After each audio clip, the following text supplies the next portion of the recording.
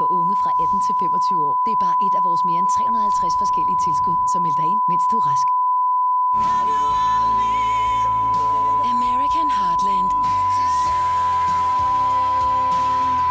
Et helt nyt album med 49 smukke, moderne country hits.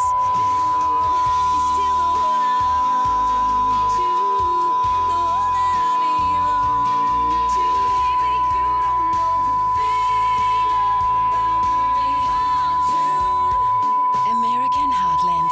Et smukt countryalbum i butikkerne nu.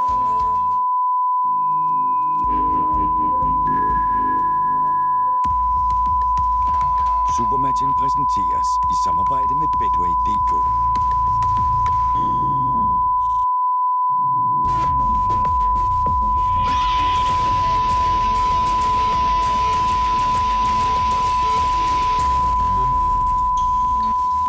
Han var med til at sikre Aalborg-mesterskabet sidste år. Nu er Christian Schelling så for første gang klar for Bjerringbro-Silkeborg her på hjemmebanen Jysk Arena.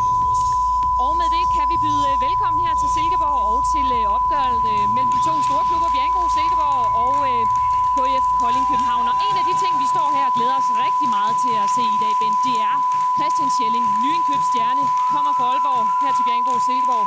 Kan han gøre forskellen for dem i år? Ja, det håber de i hvert fald meget på her efter en, tror jeg godt, man kan sige, en miserabel sæson, hvor de jo landede uden for alt, hvad der havde med pokaler at gøre. Så er der en desperation her i Bjerringbro-Silkeborg, som jo har den anden højeste økonomi i ligaen efter modstanderen i dag. Og der kommer Christian Schelling altså ikke som en frelser, men noget, der ligner det. Men han er altså en rutineret herre, ham her Christian Schelling, og det betyder også, at han har forholdsvis godt styr på de der sommerfugle i maven inden dagens premiere. Jeg er ikke nervøs. Jeg har spillet mange håndboldkampe, og jeg er selvfølgelig lidt spændt på at spille den første hjemmekamp, men ikke nervøs. Men føler du dig allerede spillet ind nu på holdet på nuværende tidspunkt? Spillet ind er jo, men det tager lidt tid, før vi får vores ting til at stemme. Det gælder mig, og det gælder alle sammen. Vi har lidt tid. Vi har nogle ting, vi skal arbejde med. Så det går nok lidt tid, men vi har i hvert fald fået nogle ting på plads. Ja, Ulrik Jønsson, der er lidt tid at arbejde med, lidt ting at arbejde med, siger Christian Schelling her. Men kigger man i statistikbøgerne, så har de faktisk en god mulighed i dag, BSV. Ja, for selvom KIF Kolding København ikke lige ligner det hold, man har lyst til at møde, når man er i gang med at bygge noget op, så kan situationen faktisk være anderledes lige nøjagtigt for BSV her. De har en fantastisk statistik mod KIF'erne.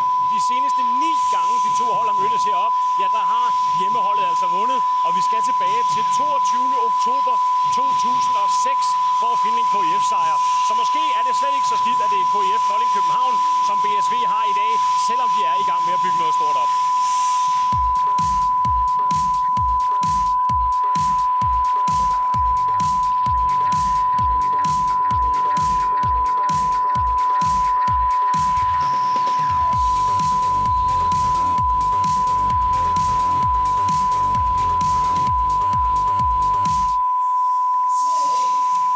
Billeder fra sidste sæson, hvor vi altså må sige, at Bjerringbro-Silkeborg, de skuffede fæl. De kom ikke engang til at spille med om medaljer, som ellers var målsætning. Men Ben, hvis man kan sige det sådan overordnet, hvad er det så, der skal rettes op på i år for dem? Jamen, sidste år fik de slet ikke tingene til at hænge sammen. Det var en stor nedtur efter jul, og det er også derfor, man besluttede sig for at gøre noget alvorligt. Man vil have fat i sådan en type som Christian Schelling, der udover alt det, man får sat sammen af taktiske ting, så har han jo den kvalitet og den spidskompetence, at han i pressede situationer kan gøre tingene selv. I deres første kamp i den her sæson, da de vandt over i Esbjerg nu her for et par dage siden, skete lige nøjagtigt det. Ved at komme i vanskeligheder, så kom Schelling med individualismen.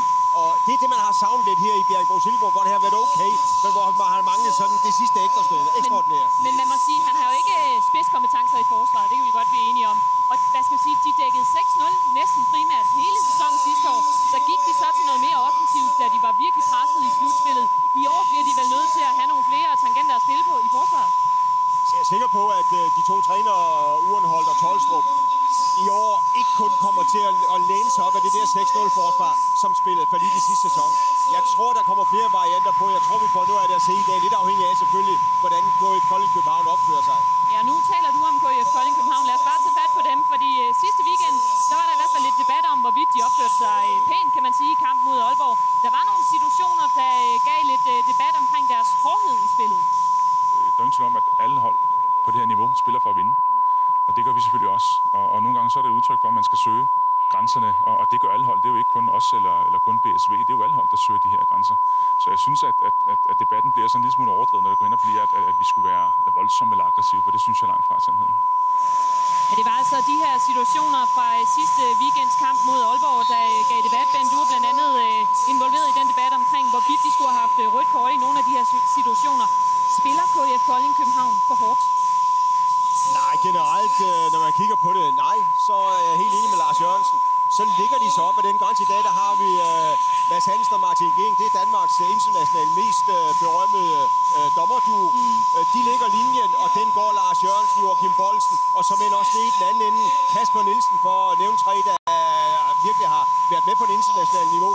Der ligger de linjen, og så nej, jeg synes ikke, de spiller for hårdt. De går til stålen, og det skal de. Vi har dygtige dommer, vi har dygtige spillere. Vi har en fyldt halv her bag ved os. Ulrik Jønsson giver startopstillingen til det her brag, der vender i dag. Ja, det vil jeg meget gerne, for der er masser af rigtig stærke spillere på banen i dag. Og lad os starte med at kigge på hjemmeholdet. Lad os starte med at kigge, hvad BSV har valgt at stille op med i dag. Og det er altså et BSV-mandskab, der starter med Jannik Gren på mål. Så er det en bagkæde med Bogø, Schelling og Mads Øres Nielsen. Christiansson på stregen, og så er det Kasper U. Mortensen og Dennis Kirkegaard på de to fløje. Kai Christiansson på stregen, han skifter med Kasper Nielsen, når der skal forsvares og ikke angribes. Theis Bogø er manden, som vi har valgt at sætte lidt fokus på. 2,2 meter er han, en tovejsspiller, et meget stort talent med et rigtig særdeles giftigt skud. I år er han steget i ansvarsområdet. Han starter nu inde, og dermed kommer der altså noget mere ansvar på gutten her, som ellers hidtil har kunnet kalde sig joker. Det ligger også lidt større pres på ens skulder i forhold til sidste år, hvor man sådan havde lidt jokerrolle, og så kun gør det godt nærmest. Så nu her, der bliver også der er noget mere pres på, men tager det som det kommer. Og gæsterne fra KIF Kolding København, ja, de stiller med et hold, hvor der er masser af velkendte navne. Kasper Witt i målet er selvfølgelig noget, der siger alle noget i håndboldsverdenen. Og så har vi altså Lasse Bosen, Lukas Carlsen og Kasper Irming bag. Vi har Torsten Lahn på stregen, og så er det Stefan Hundstrup og Rolf Ravn på de to fløje. Og vanen tro, ja, så skal der også skiftes til et forsvarangreb på det her hold. Det er Lukas Carlsen, der går ud sammen med Kasper Irming, og så kommer Joachim Boldsen og Lars Jørgensen på banen i stedet for. En af de nye profiler, kan man sige, på det her meget profilfyldte hold, det er Lasse Andersson. Han blev årets talent i sæsonen 2012-13, og han fik en fremragende åbning i den første kamp mod Aalborg, hvor han vel ret beset var det eneste lyspunkt, sådan rent angrebsmæssigt, på KIF Kolding-holdet. Så det bliver rigtig spændende at se, hvad der er i posen i ham, både i dag, men også i denne her sæson. Om forventningerne er der, eller om de ikke er der, så skal man jo stadig bare spille og stadig gøre det, som man skulle gøre uden forventningerne. Men det betyder også, at når der kommer forventninger, at folk de kan lide det, man gør, og man gør det godt. Og det er jo selvfølgelig fedt at få at vide. Men det er jo bare at knokle på og gøre sine ting, som man plejer. Ja, forventninger, det er der i den grad også til de to cheftrænere hernede. Claus Urenhold, første kamp på hjemmebane her for en fyldt arena. Hvad kan vi forvente at se for jer i dag? Forhåbentlig en masse energi og lyst til at ville spille noget god håndbold, og så forhåbentlig 2 point til sidst. Og hvilke nogle ændringer i spillet kan vi forvente at se for jer i år i forhold til sidste år? Vi spiller lidt hurtigere, end vi gjorde sidste sæson, og også hvad vi har fået nogle andre spiltyper ind, så er vi lidt mere aggressivt i vores forsvarsspil på mange områder. Men altså, det er jo 85% af det, der var sidste år, det er jo her stadigvæk. Jeg går lige en tur herover til Henrik Kronborg en gang. Henrik, hvad er det for en kamp, der venter i dag, tror du? Forhåbentlig en spændende og intens kamp. I kæmpede lidt med farten i jeres angrebsspil i sidste weekend. Hvordan skal I helt op og køre i dag? Vi kæmpede lidt med det omvendt også, når vi har fået kigget bagefter, så spiller vi os faktisk til rigtig mange gode ting. Men vi håber, at vi i dag kan spille lidt mere direkte over 60 minutter. God kamp.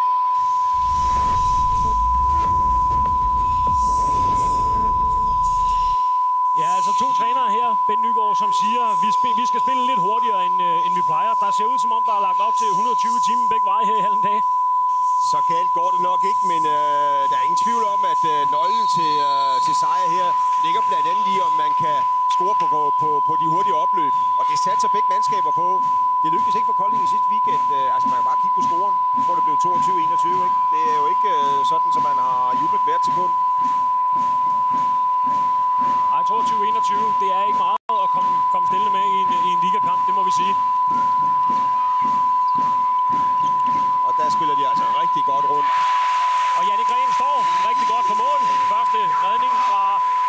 Jannik Gren, der altså piller Stefan Hundstrup ude på fløjen her. En rigtig god start af Gren dernede.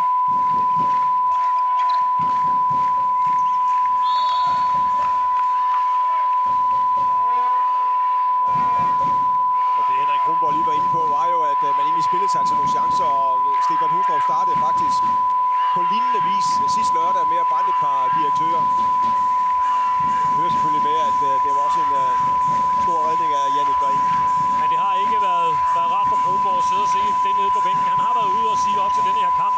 Det handler om skarphed. Der er mange ting, der er i orden, men vi skal simpelthen være skarpere i de afgørende situationer. Ja.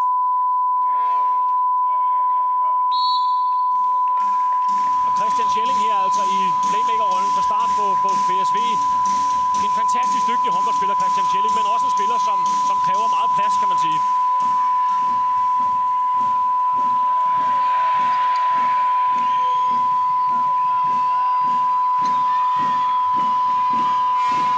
Man kan godt se problemet i kontrafasen, ikke her i Europa, og Joachim Bolsen, bolden tager på og taber den. Men der er ikke acceleration, der er simpelthen ikke fart nok på de spillere, der er i forsvaret, til at komme op og lægge et ordentligt tryk. Lasse Bosen og Lukas Karlsson og Kasper Jerming starter altså i bagkæden. Det er dem, der skal prøve at få sat noget fart på her. Lukas Karlsson, han får løst opgaven i hvert fald i denne her omgang. To gode angreb fra Kolding. Og et hurtigt svar, det hedder Nikolaj Øres, men også en ordentlig en på goddagen derovre.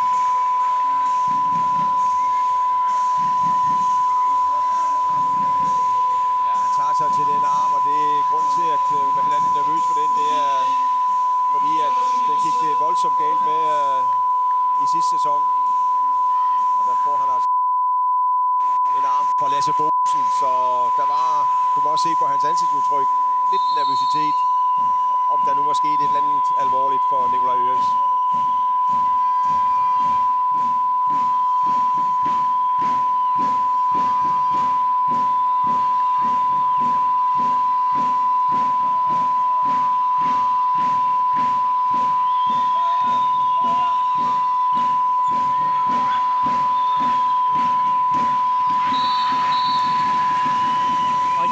Fin åbning af Kolding den her gang, at Thorsten Lagen, der kommer til afslutningen, og det var det, Henrik Kronborg han efterspurgte. Når vi har chancen, så skal den være der, og det var den. Ja.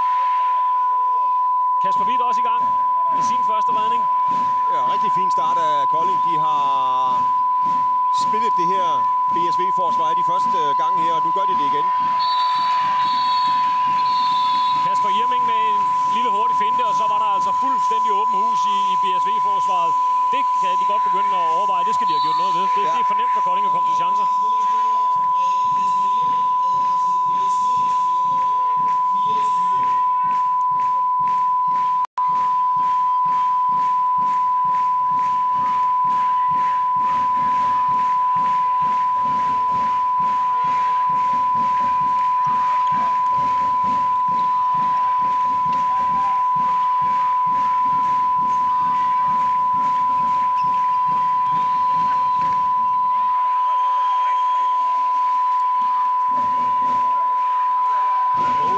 Ikke alt for effektiv afslutning.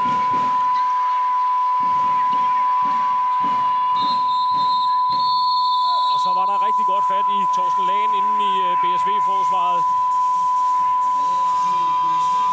Ja, jeg tror roligt, man kan sige, det var islændingen Cardi, der havde mere end godt fat.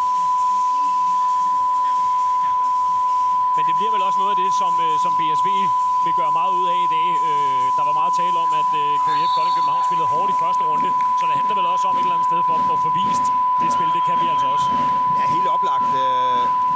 Men den der fysiske, det fysiske pres, man vil lægge på, så det er alt for lidt. Gør lige, hvad det passer dem i forhold til det her BSV-forsvar.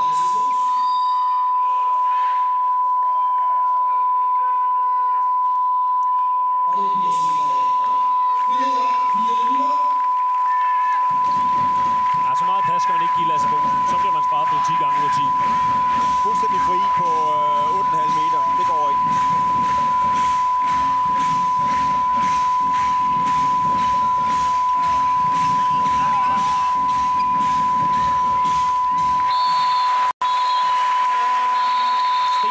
afslutning fra Dennis Kirkegaard. Ja, nu er det diagonalbold fra Thijs Bogø.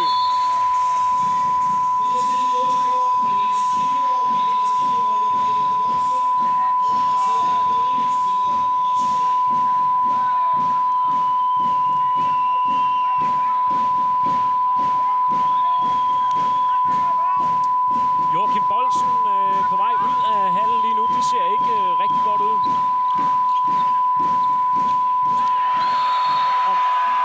Om det var en fibersprængning, eller hvad der skete med Boldsen, det ved vi altså ikke rigtig noget om. Men han forlod i hvert fald hallen her og er gået ud mod omklædningsrummene.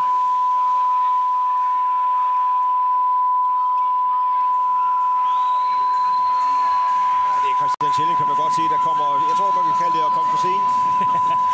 bare en chat. Bare en chat. Lidt blundet ud. Det gik ud over Lasse Bosen, men det er en hård hund. Og for øvrigt, det er lidt bemærkelsesværdigt, at Lasse Bosen altså foretrukket til starterstillingen som venstre bakke i stedet for Bo Spillerberg, som startede inde i København, eller i KF Kolding Københavns opgør mod Aalborg. Og her ser vi, hvad der sker med Joachim Boldsen. Ja, det er lidt svært at se lige på billedet der, men det er i hvert fald trykket lidt til side, og måske en forstrækning eller fibersprængning eller noget, der ligner det.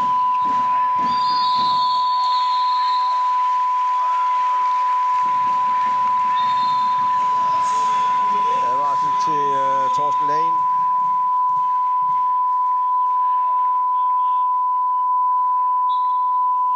Det er en sjælden kendelse. Advarsel til en stregspiller i angreb.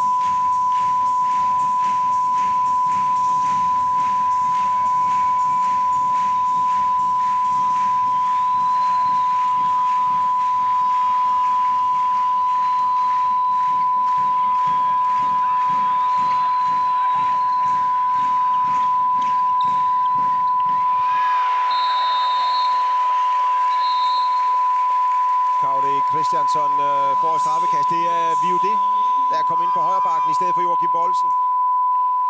Jeg ved ikke lige, om det var det, Bjergbro Silkeborg havde set, men VUD kan have problemer i forsvaret.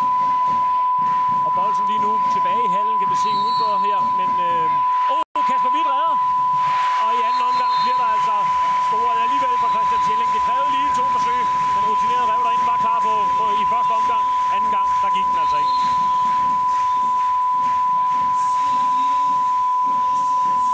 Men altså Joachim Boldsen tilbage på IF Kolding Københavns bænk.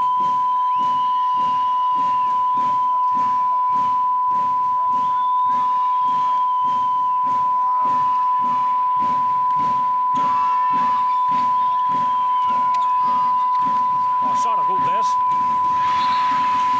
Men altså, det forsvar der, det hænger slet ikke sammen. Altså, det starter med opbakninger inden centralt hos Kasper Nielsen. Og så bliver de spillet tyndt her. Kolding, altså også på et dårligt fungerende Bjergbro Silkeborg forsvar, har spillet klasse angrebshåndbold.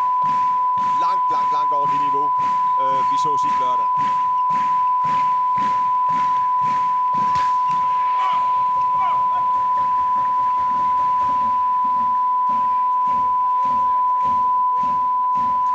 Det er altså en midterblok, der er bygget op omkring Kasper Nielsen og Thijs Bogø.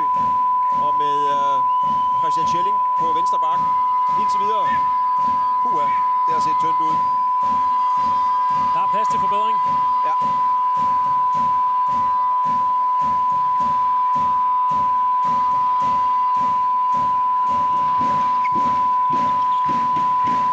Det bliver splittet ad.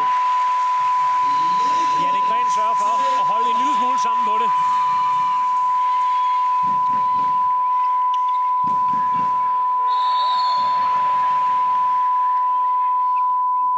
Og så bliver der tid til lidt forsvarsangrebsbeskydninger for Kolding. Det er de her spilstop, de meget gerne vil have, så de kan nå at få skiftet ud. 2 stykker, det er der efterhånden ikke sådan rigtig mange hold, der kører med, men på IF Kolding København, de gør det stadig. Ja, og hvis vi kigger til Bjergbro Silkeborg, så har de lidt den samme problematik at slås med, fordi Kaude Christiansson, stregspilleren, duer ikke forsvarsmæssigt. Og derfor så sidder Kasper Nielsen klar dernede.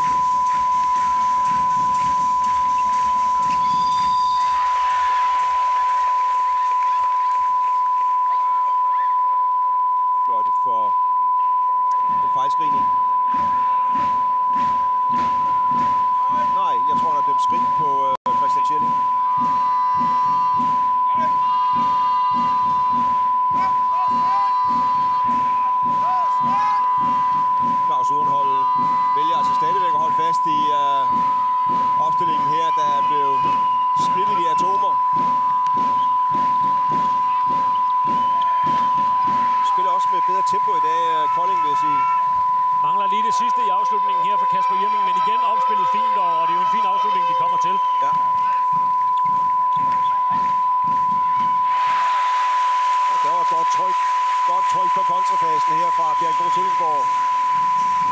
Theis Bogø, en spiller med et kæmpe potentiale, meget spændende spiller, og skal følge i denne sæson og fremad. Det er der ingen tvivl om. Vores to profiler til kampen i dag, Theis her og Lasse Andersson, det er nogle af de der meget spændende venstreback-typer. De har selvfølgelig det problem som venstreback af sådan den umiddelbare karriere på A-landsholdet. Den bliver bremset en smule af. Der ligger et par stykker der. Vi er jævnt godt besat på den plads i forvejen. Mikkel Hansen og Nikolaj Markusen.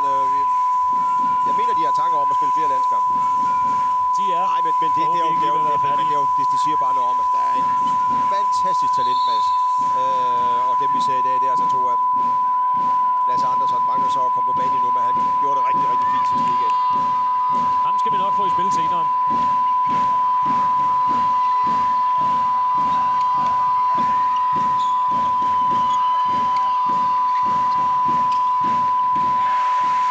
Ja, og der er kontramulighed. Og det er noget, Kasper U. Mortensen er rigtig skarp til, og den bliver også sendt derind, hvor den skal ind bag Kasper Hvidt. 5-5. Og giver altså et overtalsspil her. Ja, det er godt udnyttet. Hurtigt svar på tiltale fra Lukas Karlsson, og altså igen KIF foran med en enkelt. Men jo egentlig barmhjertigt sluppet for BSV med det forsvar, de har vist efter 10 minutter kun at være en enkelt bagud. Ja.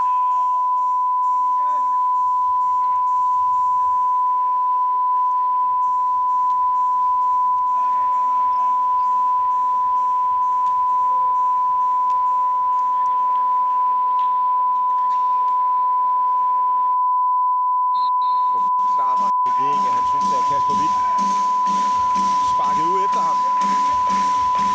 Sådan så jeg det nu ikke. Daniel Sian kommet ind i BSV-målet. Noget skal der gøres, og det er selvfølgelig også et godt forsøg. Men jeg vil sige, hvis ikke vi får strammet op på forsvaret, så er det næsten lige meget, hvem de sætter derind. Jeg synes ikke, at Jannik Gren gjorde det så dårligt. Bliver tilset lige nu af fysioterapeut Lisa Tourné. Så der kan selvfølgelig være en anden grund til, at han sidder ude, hvor han gør. Ja, det må der næsten være, fordi jeg synes, det er svært at laste ham for den måde, det er gået her i starten i hvert fald. Der har været meget, meget åbent i BSV-forsvaret.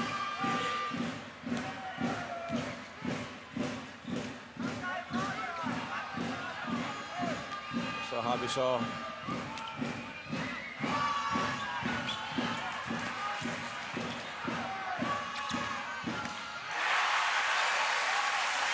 Glimrende starter Daniel Sian. Der kom Daniel Sian, der lige har sagt goddag til Jysk Arena. Så er jeg klar. Der var ellers masser af plads til Rolf Ravn efter lidt hen og lidt ping-pong derinde. Så var han altså fuldstændig blank, men Daniel Sian, den havde han luret.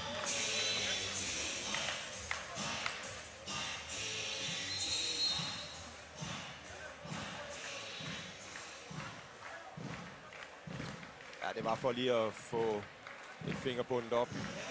Det var bare rart at have sådan en bulldozer, der kan komme ind og tage sådan en bold, og så går han ud og sætter sig igen. Man ryger lige ind, og der kommer et skud, og så har man en redning, og så ud på bænken igen. Det er fint. Men altså, Jannik Gren tilbage i BSV-målet. Nikolaj Øres. Dejlig underhåndsskud. Kasper Hvidt kan ikke se den.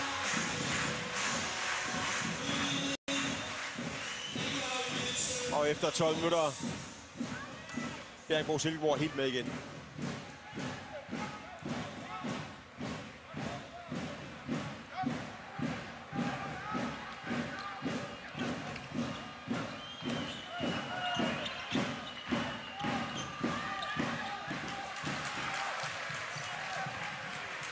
Og så er der mulighed for at sætte lidt fart igen. Det gør Nikolaj Øres ud til Dennis Kirkegaard. Og værsgo, sådan en kontra spilles. Ja, et flot kontraspil. Nikolaj Øres, en afgørende figur her. Først lille kvarter.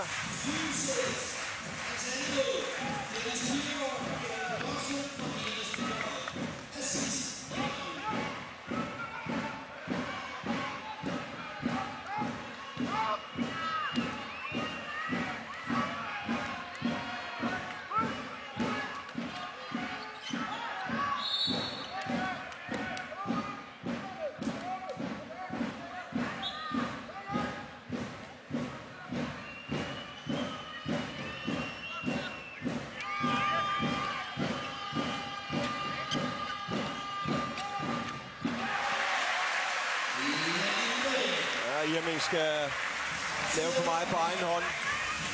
Og ikke en stor opgave for Jannik Gren at snuppe det skud. Mads Øres mangler en smule præcision i den afslutning.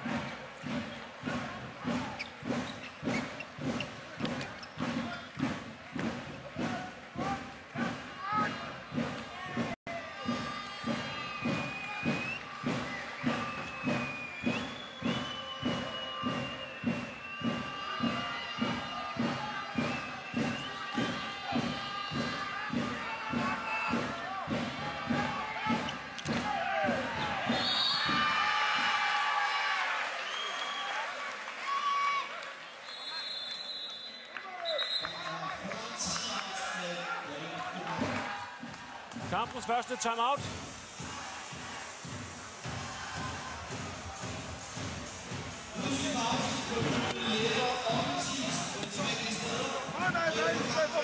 For Lasse over centerpuls. Okay? Spiller vi videre derfra. Og det er den anden nu. Det kan komme, fordi vi ikke er skarpe nok i vores afslutning. Enten skyder vi for tidligt, eller også når vi er fri, så giver vi os ikke nok. Bygger vi op med det brede spil derovre fra. Centerkryds herovre. Okay? Alternativ. Så spil et flytkryds herovre. Torsten. Nedhold på Kasper. Lad os ind over Kasper og skyde de lidt fladere nu. Okay? Vi står som den i midten. Kom der, drenge. Kom, drenge. Kom nu. Vi skal hurtigere tilbage. Kom. Kom. Kom nu. Og så laver vi godt, som du er. Rammer. Så han spiller sådan der. Pakker vi under. Glemmer det. Godt så let. Spil nu bolden op og brug afleveringer med pres på forsvaret. Okay. Vi skifter med Christian. Okay, gutter. Hvad så? Kom videre, gutter. Var det kun for at skrige ad? I andre. Jeg pakker den med. Fortsæt. Fordi jeg er ikke så offensivt som troede. Og kom på skylden hele vejen. Vent på systemet og kom i fart. Kom her, dreng. Kom her. Forsvaret. PSV på 3. 1, 2, 3. PSV.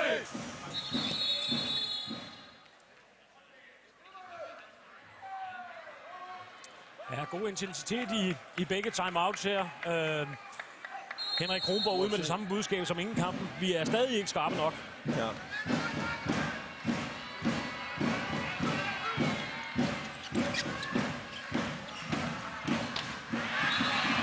Torsten Lagen.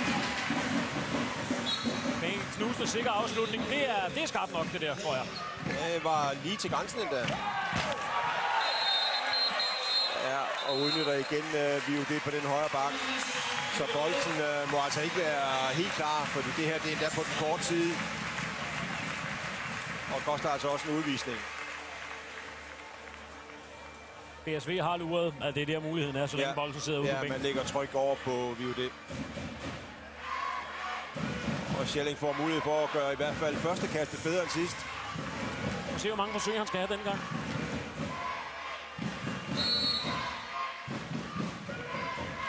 Et enkelt er nok. Christian Schelling.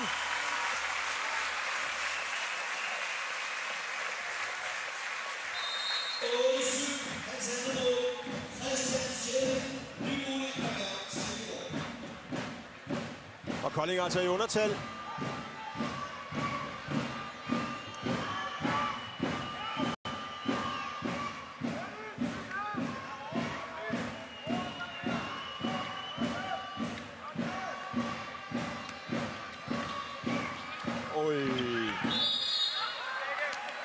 Den var også sat op, sådan at Irming lige kunne komme mand med Kasper U. Mortensen.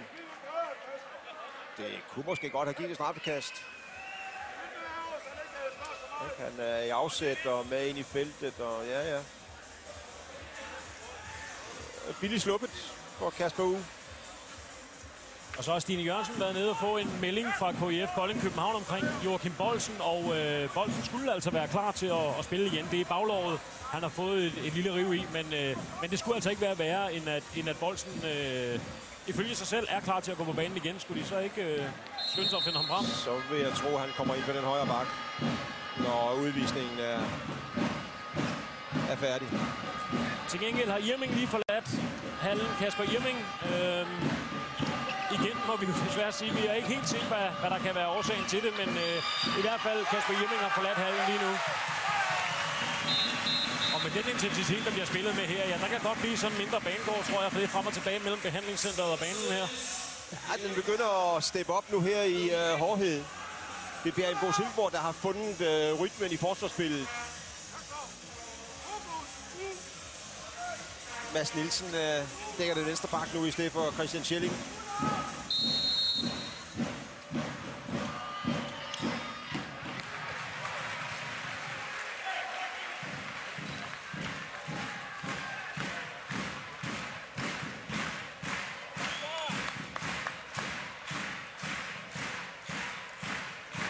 Som kommer ind igen her, Christian Schelling, som jo altså er skiftet fra Aalborg. Chris Jørgensen er også kommet ind nu. Og så ryger Schelling altså ud på positionen som venstre bak. Men Schelling ikke en mand, som er klar til at køre 60 minutter. Men foreløbig, der går det rigtig, rigtig fint. Det går fint, og også for Dennis Kirkegaard. 3 scoringer på højre fløj. Venter længe. Og første gang en 2-målsføring til Bjerringbro Silkeborg.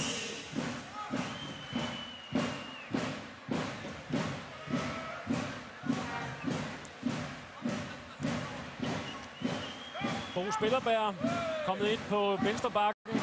Begynder sådan at ske lidt her omkring det første kvarter.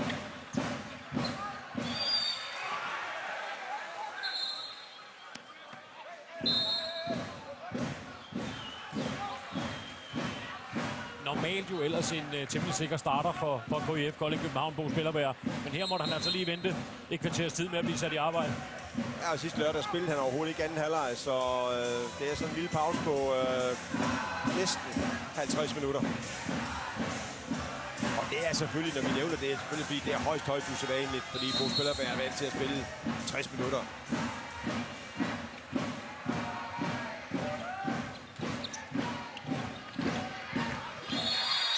Altså jeg må sige, de har ikke svært ved at spille sig til det, jeg kalder ganske store chancer. Jeg synes også, at de får ikke helt valuta for det gode forarbejde. Og der mangler lidt i afslutningerne. Ja, og så kan man sige, der har været et par situationer her, hvor jeg godt kunne forestille mig, at KIF Kolding København føler, de rent dogmæssigt mangler lidt lydhør her.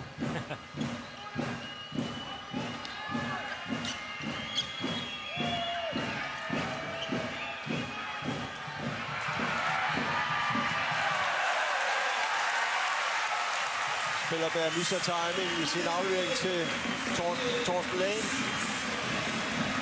Det kan man godt mærke her i Silkeborg, at hjemmeholdet fører med 2, og kendelserne går måske lidt med hjemmeholdet, og det begynder at se lidt BSV-agtigt ud, så stemningen herinde, den har også lige løftet sig nogle grader de sidste 5 minutter her.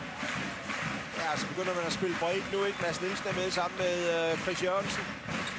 Og foreløbig altså pause til de 2 skytter. Der kom han igen med den der underhånd. Kasper Hvidt havde luret den. Ja. Men altså stadigvæk vi jo det på højre bak. Jeg forstår ikke, at Bjerringbro Silkeborg ikke stille og roligt bliver ved med at spille på ham. Det gør de måske også. Ja, det gjorde de faktisk. Ny god redning af Kasper Hvidt. Og så går det stærkt med anden vej. Torsten Lane. Fin kontra. Skabt af Kasper Hvidts redning.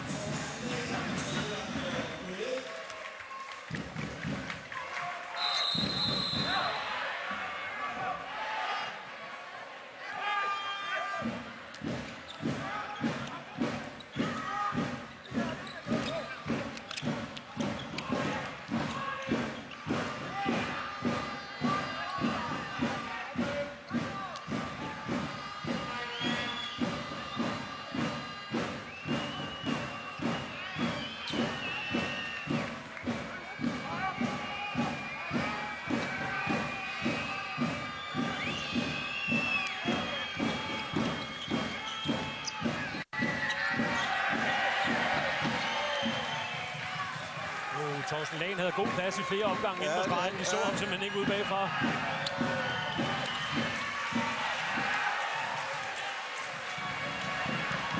skal jeg lige love for, at der var åben hus til Nikolaj Øje, så det giver man ham ikke. Så får han lov at komme så tæt på med så meget plads. Så kender vi udfaldet. Altså, de åbnede midten fuldstændig. Og en halv foræring. God første halvleg af Nikolaj Øjes. Det har været højre siden. Øjes og Kirkegaard, der har lært hver 3 mål.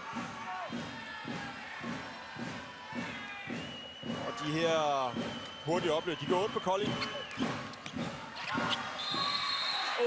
Ja. Den tror jeg også blev ondt på Torsten Lagen. Han fik Mads Nielsen ned over sig. Men lynhurtigt udnyttet kontra. Theis Bogø. Og en ordentlig omgang pryl til Torsten. Prøv at se her. Mads Nielsen kommer ned over ham der. Au. Og her der kommer Theis Bogø i fuld hammer. Han ligner også en spiller, der tror på det, han gør, Bogø.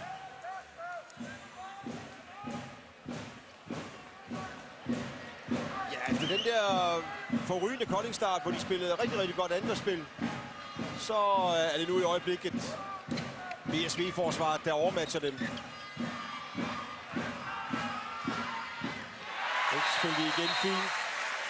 Spillede igen fint, men Hundstrup meget, meget uskarp. Det er nogle store chancer. Ja, den er ikke lidt forbi, den der. Nej.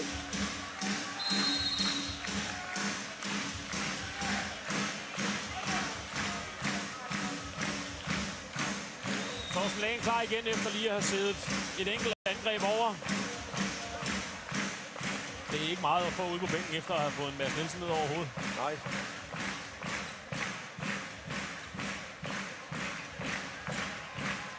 Og Mads Christiansen kom med i stedet for Nikolaj Øjes. Når vi snakker om det brede materiale, så er det klart, at det har BSV.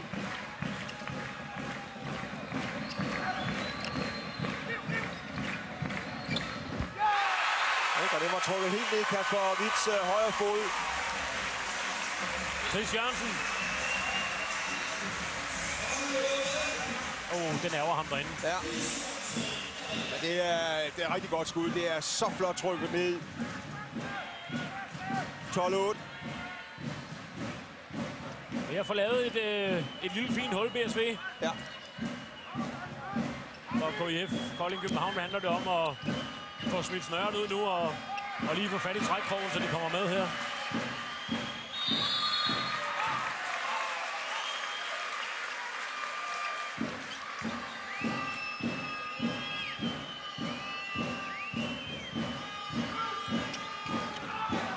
Det er det. Og tak skal du have. Det ryger rundt med spillere, og 2 minutter til Theis Bogø. Og det er, fordi han har fat i VUD's trøje. Næsten som han ønskede den som souvenir. Og 2 BSV'ere sendt ned, og så ryger den i kassen. Det var en mand, der ville score. Ja. Han har rigtig, rigtig god fysik og er en fin stregspiller. Og så kigger det lidt med i den anden ende, hvor han godt kan have sådan det, vi kalder lidt for store bevægelser.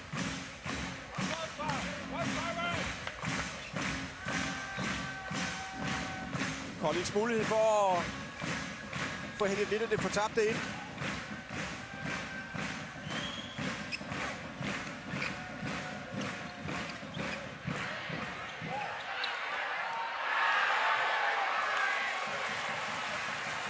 Chris Jørgensen ved at lave en teknisk fejl, fik det gjort godt igen.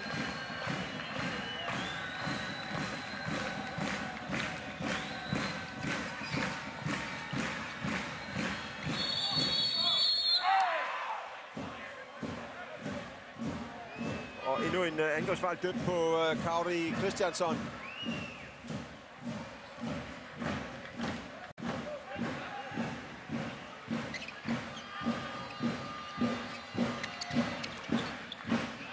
Det var uskarpt spil, det der, Kolding. Ja, der gik længe før de kom på plads dernede, BSV'erne. Men okay, det her, det er til gengæld godt spil. Det er for anden gang i træk.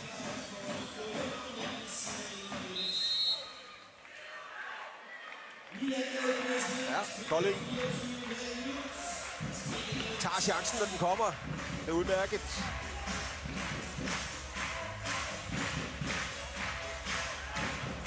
Får mulighed for at lægge yderligere pres på her. Der er stadigvæk 15 sekunder.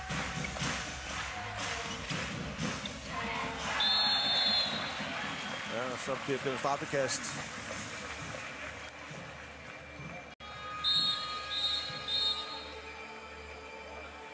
Der finder det lige Rolf Ravn alene med den store islænding, og det er klart, det er en fysisk udfordring, han ikke evner. Chris Jørgensens tur til at prøve kræfter med Kasper Hvidt.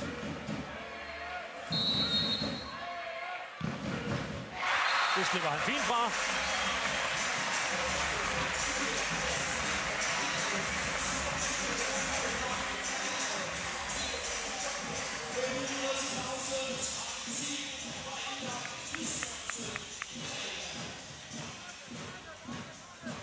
Ser Kasper Nielsen nede i BSV-forsvaret hele tiden med masser af anvisninger til Theis Bogø. Og det er jo også hans opgave at få den unge mand forklaret, hvad det her det drejer sig om.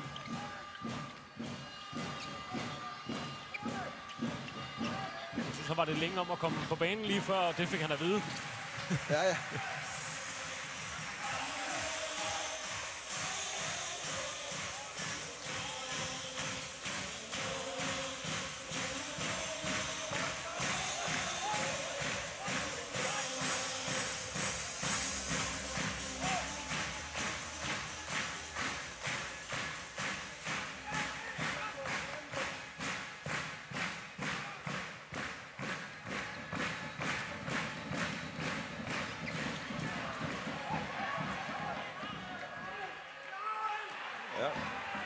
Det bliver en Koldingbold.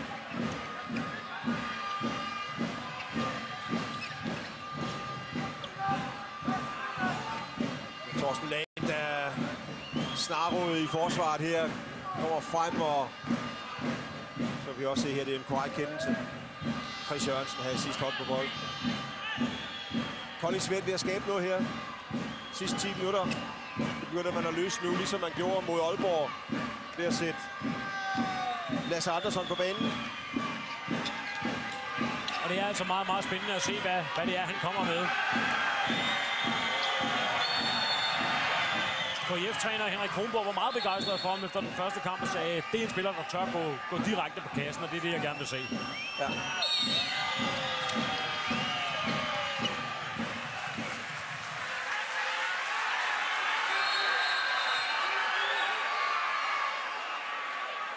Der er lidt uenighed om, men Martin Gering får lige en snak med sin kompagnon.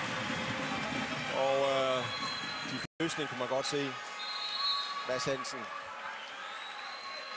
Fordi det er tydeligvis en Kolding-spiller, der rører den her.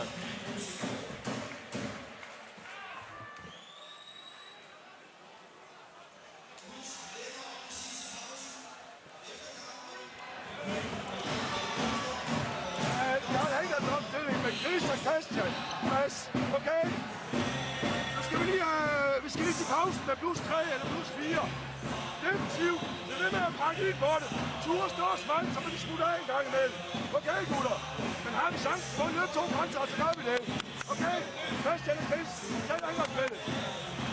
Nordsjælland igen. Nordsjælland, ja. Jeg er klar på de indspillede dreje. Nu søger den lidt mere nu her.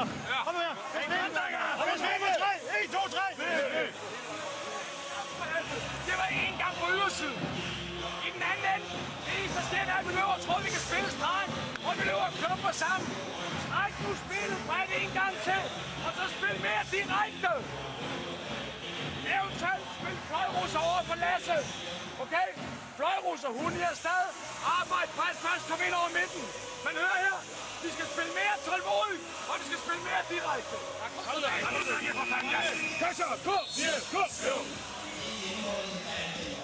Mere tålmodighed, mere direkte på kassen, som lyder Henrik Kronborgs opskrift på at få ændret på situationen, hvor KIF er 3 nede. Han har ret. De skal spille mere direkte, og de skal spille mere tålmodigt. Det er ligesom om, at når de ikke kan kunne spille sig til et eller andet, jamen så tager man chancen fra en 10-11 meter, og det har ikke virket godt. Og derfor står der 13-10 til Bjerringbro-Silkeborg.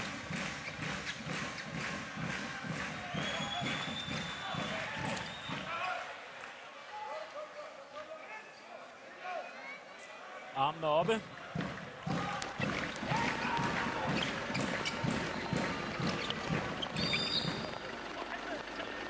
Kom nu for satan!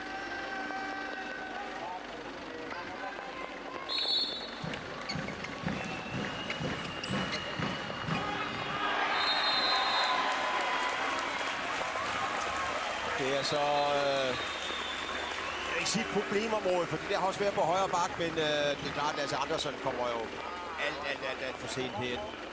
Kunne måske endda have fortjent en udvisning. Urenholdt vil gerne til pause med 4-målsføring. Det vil Kasper Hvidt ikke nødvendigvis tillade her. Snupper han i hvert fald straffekastet fra Chris Jørgensen. Kasper Hvidt har haft en periode her, hvor han ikke har taget særlig meget. Langskud er gået ind. De hurtige opløb er også blevet opsat. Men så står han jo alligevel sådan med... det er jo et vigtigt straffekast nu her. 14-10 og ind til pause og sådan noget, ikke altså? Det er vist nævne, at han aldrig mister den der med, at når det er allervigtigst lige at hive det frem, så gør han det altså. Fantastisk. Og så når vi snakker om, at det straffekast ikke var veludført og alt muligt andet. Det var måske ikke det mest skarpe straffekast, der var set længe, men den skal snuppes alligevel. Jeg kan godt se, det er et meget, meget uskarpt Kolding-angreb. Lige så skarpt det var til at starte med, lige så langsomt og uskarpt og ikke særlig direkte er det blevet her de sidste 12-14 minutter.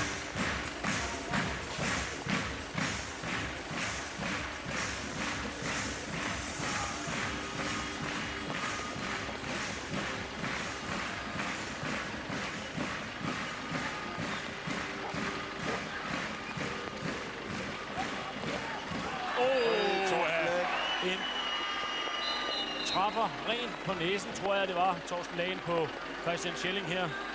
Martin Geding står lige ved siden af og siger nej. Men den tror jeg da godt, vi kan korrigere. Kommer her. Rammer ham lige i hovedet. Det var også, som man kunne køre klasket helt heroppe, hvor vi sidder. Torsten Lagen skulle selvfølgelig have haft en udvisning.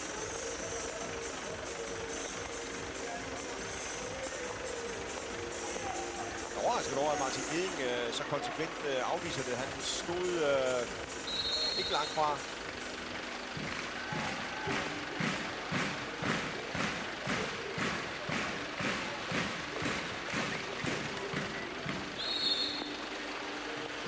Der er ikke tålmodighed nok, vel?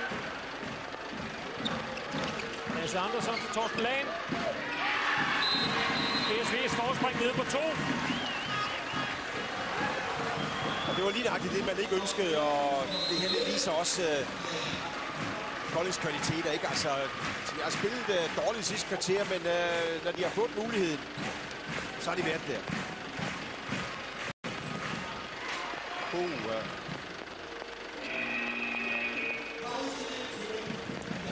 Og altså 13-11 lige underkanten af, hvad BSV-træner Claus Urenholdt bad om i timeouten for nogle minutter siden. Vi skal til pause med 3-4 stykker, sagde han. Det bliver lige underkanten. Det blev nemlig kun med 2, men den første halvleg, der har svinget rigtig, rigtig meget. Ja, meget fra et Kolding-hold, der startede forrygende, og så til at spille rigtig skidt. BSV-forsvaret slet ikke fungeret, og nu fungerer, og kontrafase osv. osv. Der skal ske noget med Kolding-mandskabet. Og kontrafase osv. osv. Der skal ske noget med Kolding-mandskabet. Kolding, det er Lasse Bosen. Ham står Stine Jørgensen klar med nu. Den sender direkte videre, Lasse Bosen. Hvad skal I gøre bedre i anden halvleg? Jamen, vi skal lade være med at lave så mange fejl. Altså, vi har en scoringsprocent på hvor vi siger, at zonerne de skal ligge over 80, tættere på 90, så snakker internationalt. Det er 6 meter. Det er gode chancer, hvor du er på kant. Der brænder vi for meget, og så har vi for mange indspil til stregen. Vi har for dårlig koncentration på de tekniske fejl, men det er for høj mark. For I starter jo egentlig godt i angrebsspillet. Er det sløseri, eller hvad? Kald det, hvad du vil. Altså, sløseri, det skulle nødt være på vores niveau. Men det er jo en blanding af, at vi er tidligt på sæsonen. Vi er skulle nødt være på vores niveau, men det er jo en blanding af, at vi er tidligt på sæsonen. Vi måske ikke kørt helt sammen. Der er lidt nye nogle nye tanker her, og ja, det kommer stille og roligt, men altså, vi kan håbe enige om, hvor meget vi træner, så skal vi kunne gribe på kast. Det lyder meget fornuftigt. Tak for det, Lasse.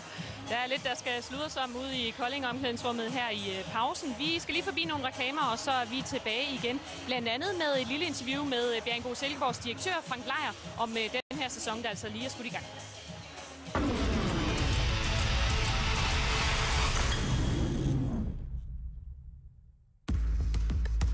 Supermatchen blev præsenteret i samarbejde med Betway.dk. Der er grund til bekymring, når man ikke har fortalt svigerfar alt om sine forældre. Doctor and a lawyer. What's there to worry about? Can you believe I conceived him with one testicle? Imagine what he would have looked like if I had two. I think he likes me. No? Ow! Oh! How's your sex life? Morning, partner. I'm a sex therapist specializing in serious sexuality. Se Dustin Hoffman, Robert De Niro og Ben Stiller i Meet the Fuckers i morgen kl. 21 på TV2. Filmen præsenteres i samarbejde med Sweet Moments fra Anton Berg.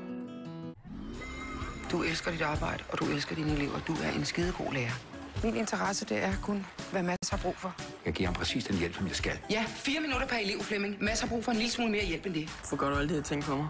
Fordi jeg tror på dig. Hun er 15. Hun synes, det er skide hårdt at have dobbelttime i samfundsfag. Hvordan fanden skal hun gennemføre en uddannelse med en lille unge på armen? Så jo, Rasmus, jeg kan love dig for, at jeg har for fuck's sake et ansvar her. Du kan ikke bare droppe reglerne, Rita. Hvordan tror du ikke, I kommer til at fremstå, når mine ansatte de gør, som det passer dem? Til gengæld kommer Hassan aldrig til at glemme den her dag. Og det er vigtigere, end hvordan du kommer til at fremstå. Jeg elsker hende. Det gør man nemt, når hun er på ens hold. Rita præsenteres i samarbejde med Verisure Privatalarmer. Bilka vil være billigst. Finder du ikke den billigste pris i avisen, sætter vi prisen ned. I denne uge 2 kasser Tuborg eller Carlsberg 185. Drosty Hofvin frit valg per flaske 29. 3 kilo hakket svine- og kalvekød 135 per pakke. Sodavand eller e-kilde 1,5 liter kun 9,95. Blaupunkt 47 tommer slim 3D kun 4.999. Husk, vi har gemt et gavekort på 10.000 i en tilfældig Bilka-avis. Bilka. Åbent hver dag 8-22. Okay, Dan. Den her er nem. Du kører bare. Med TV-fri UC får du masser af headkanaler. Stop lige en gang, Dan. Hvad sker der? Ja, det spørger jeg dig om. Hvad fanden er headkanaler? Der står HD-kanaler. Det er en forkortelse. High Definition. Knivskarp TV. Nå, High Definition. Mm-hmm. Ved du hvad, så kan jeg faktisk meget bedre lide headkanaler. Ja, men vi kan jo ikke bare begynde at opfinde vores egen ord, vel? Så, værsgo. Bestil en fuld pakke med 36 headkanaler. Lige nu får du oprettelsen til 0 kroner.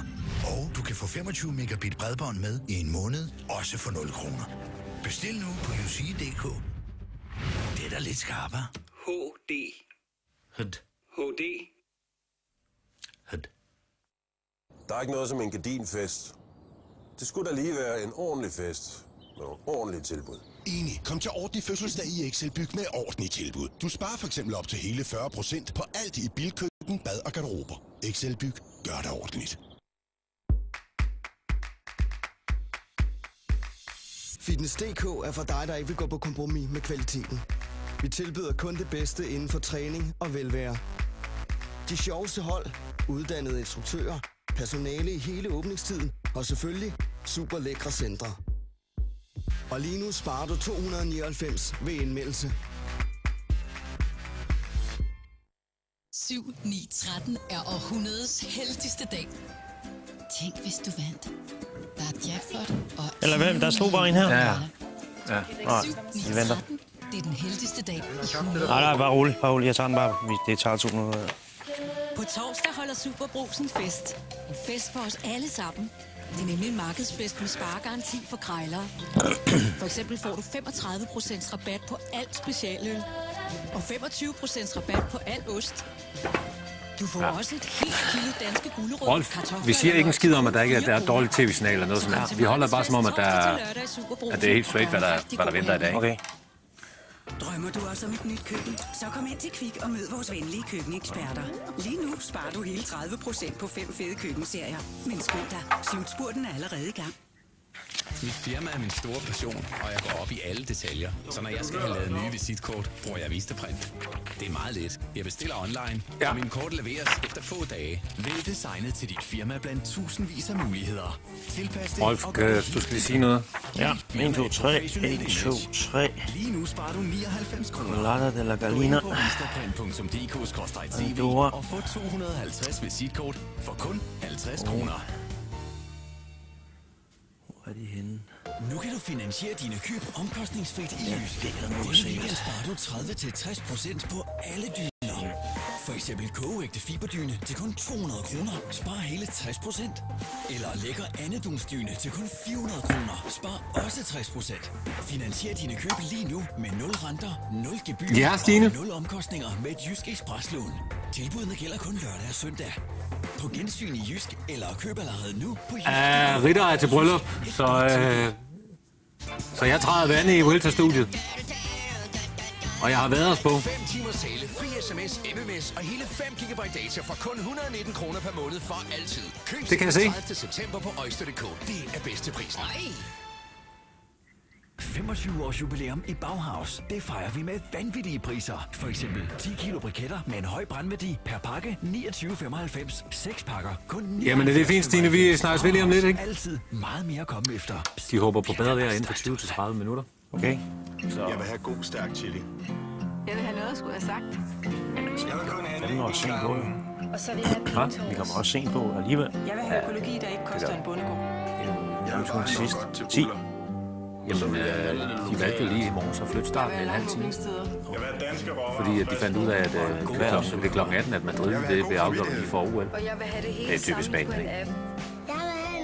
Så lavede de jo, så kom de til rytterne og sagde, at det var en rigtig god idé, hvis busserne de kørte kl. 11 herfra, fordi så skal de nå frem, fordi det er lidt dårligt vejr. Point for mere end 450 millioner kroner. Så brug Coop-kortet i din butik og få mere med hjem. Ja. Ja. I Tivoli finder du landets bedste underholdning og spil. Spil på Tivolis online casino på tivoli.dk. Så siger rytter, eller så siger sport, hvor skal rytterne så være henne? I den time. Den største jackpot er nu på over 1 million kroner. Og fordi vi er Tivoli Casino, har vi lige se den profil til dig. Du får 25 gratis chancer, hvis du tilmelder dig i dag. Ingen indskud eller gennemspilskrav nødvendigt, og du beholder gevinsterne. Registrer dig nu på det er vi, og det er altså en dag, hvor der for alvor kommer store udfordringer for feltet i Vuelta i Spanien, for efter et par flade etapper, så siger de næste 3 dage goddag til Pyrenæerne. Og i dag, der går det til Andorra. Vi har en fræk, frisk profil, som vi lige kan smide på her. Brug 10 minutter på et forsikringstjek. Ring til Alka på 70 12 14 16 eller til et af de andre selskaber. Så ved du er rigtig dækket og ikke betaler for meget. Ja, og når jeg lukker helt af, så er det til kranen igen. Ja. LED-fjernsyn, teleskoper, computerhøjtalere. Nu får du en DeLonghi espresso-maskine til kun 599. Spar 200 kroner. Se 49.999 andre produkter på conradelektronik.dk.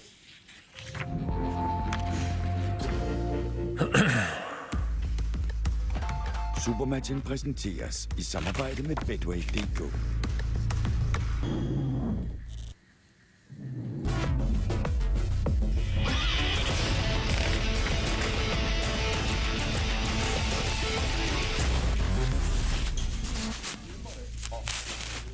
Hvor lægger I godt op de sidste 20 minutter her, mand. Fortsæt med det, næste sidste 30. Så ligger der rigtig mange bolde fremad i banen. Ikke også? Så vinder vi den kamp her. Forsvarsdelen skal bare kan vinde kampen for os sammen med kontraen. Ja, dejligt humør nede i omklædningsrummet hos Bjerringbro Silkeborg her i pausen. Det kan man godt forstå, men jeg er lige foran 13-11 over KF Kolding København. Hvordan er humøret hos dig lige nu her i pausen? Ja, det er altid godt, når vi fører. Det er endnu bedre, hvis vi også fører om 30 minutter. Hvad skal vi spille? Jeg synes, vi spiller fint. Altså, det er jo tydeligt at se på begge hold, at vi skal lige i gang. Vi er lige i starten af sæsonen, og angrebene sidder ikke helt i skabet, men holdene kæmper og fighter, og det er det, vi rigtig godt kan lide alle sammen. Og nu er det jo faktisk en ny mand, I har som cheftræner i år, Claus Urenholdt.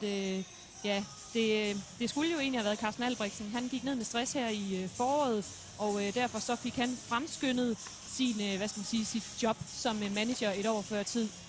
Frank, vi har lavet et interview med ham i går, som jeg lige synes, vi skal høre et klip af derhjemme. Prøv at høre med. Ja, hvis der findes sådan en stor klub, man kan gå rundt i med i maven, det taler man tit om, når folk får stress. Så skal jeg helt sige, at sådan en den findes. fordi den var der. Den begyndte egentlig først at forsvinde, da jeg tog beslutningen om, at nu må det være 20 minutter.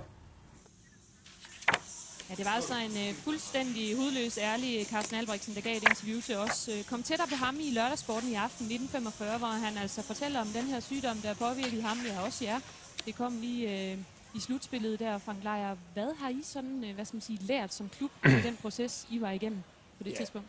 Jamen, jeg tror, vi har lært det, som andre virksomheder også lærer, når man får en stresssygemelding, at det er en vanskelig sag at, kan man sige, opdage på forhånd.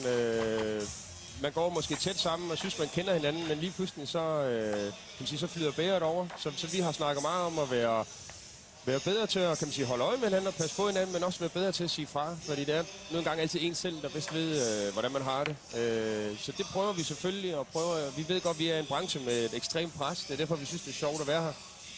Så skal man også være god til at stå bag ved hinanden. Man kan også sige, at i et storhold, der nu har eksisteret en del år efterhånden, de har ikke vundet noget. Det spiller vel også ind. Forventninger fra din side er vel også snart, at der skal ske noget nede på banen på samme tid. Ja, men jeg tror faktisk, stress uden at lege psykolog, så er det primært de forventninger, man har indenfra. Jeg tror, der er få, der bliver stresset af andre folks forventninger til dem. Jeg tror egentlig, at det er vores allesammen ønske om at være perfekte, der nogle gange kan blive for meget. Men selvfølgelig er vi en storklub. Det tillader vi at kalde os selv. Det gør andre heldigvis også.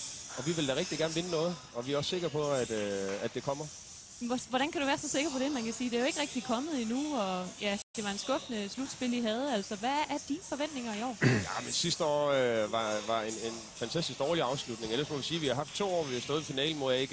Det kunne man strengt taget ikke gøre bedre. I år, jamen, vi skal være med i toppen igen. Helt i toppen.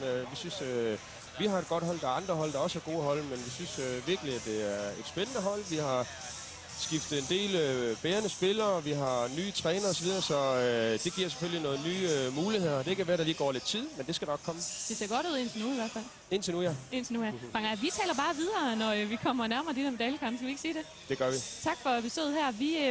Vi smutter lige en tur til Odense, en tur, og til dig. Det gør der bestemt, for efter et par flade dage rundt i det spanske, ja, så tager welterfeltet i dag en afstikker ind i Andorra, og det er samtidig lige med goddag til Pyrenæerne. Rolf Sørensen, hvad er det, vi kan glæde os til efter håndboldkampen? Ja, det er Pyrenæerne. Du siger det selv, Thomas. Det er de rigtige stigninger. Nu går de ind for alvor i det, vi kalder de rigtige bjerge. Og vi kan se etapeprofilen her. Ja, der vil blive rystet i posen, og det er jo regnvejr dernede oven i hatten, så det gør det endnu sværere.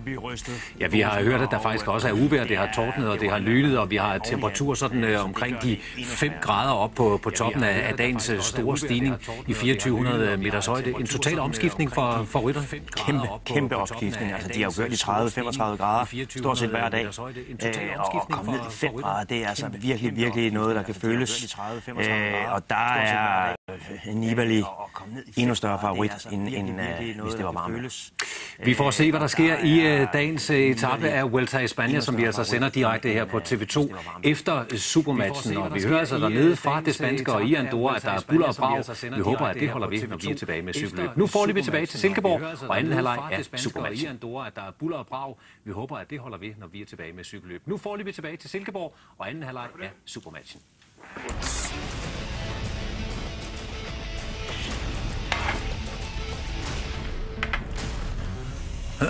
Og her tror jeg også godt, at vi kan love masser af buller og brag, fordi det er altså BSV, der fører med 2 her, hvor anden halvleg lige er blevet sat i gang mod KIF Kolding København. Og det var en første halvleg, der viste, at der er plads til at blive lidt skarpere på begge hold i begge ender faktisk. Det kørte sådan lidt i bølger, så gik det meget godt i den ene ende, så gik det lidt dårligt i den anden osv. Ja, BSV havde et rigtig godt initiativ. Sjuske så lige i de sidste par minutter, og det var det, at Kolding kom med. Ellers skulle det godt have heddet -4 eller -5. Ja, Bo Silkeborg tilbage i startopstillingen med Schelling centralt, Thijs Boge i venstre bakke og Nikolaj Øres. Ham der. Som Lasse Andersen står. Det kan man ikke gøre mod Nikolaj Øres. Han har et forrygende godt skud. Hvor defensivt Lasse Andersen står. Det kan man ikke gøre mod Nikolaj Øres. Han har et forrygende godt skud.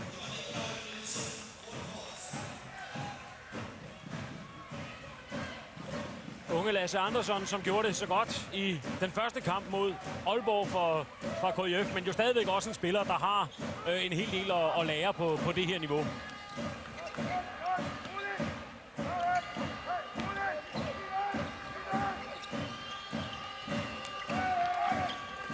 der har du igen. Det er fint spil, ikke? Og Stefan Hundstrup, det er den tredje 100% chance, han misser.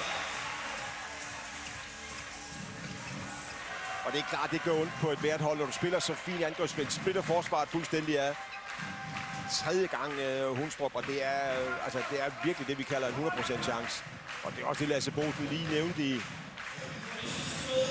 i interviewet, han gik ud til pausen, at det er sådan en position, hvor procenten godt må hedde 90, hvis det skal være på ordentligt niveau.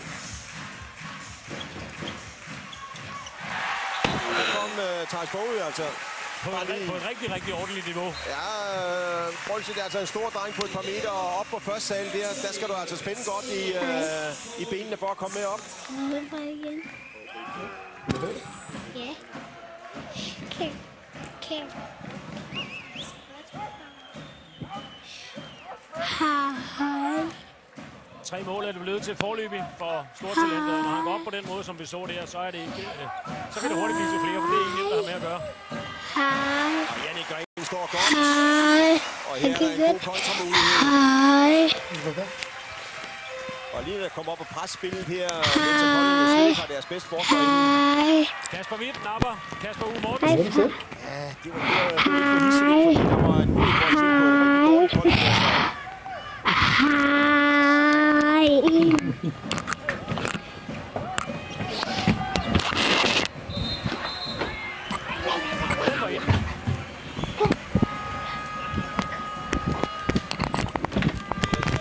Kolding-forsvar. Det var åbenbart nok. Ja. Det er jeg ikke helt sikker på var rigtigt, men han virkede meget sikkert med. Ikke hvis det billede, vi så, var det sidste. Så var den ikke helt god, tror jeg. Men hurtigt kan dommeren. Han så ikke ud til at være i tvivl dernede. Nej.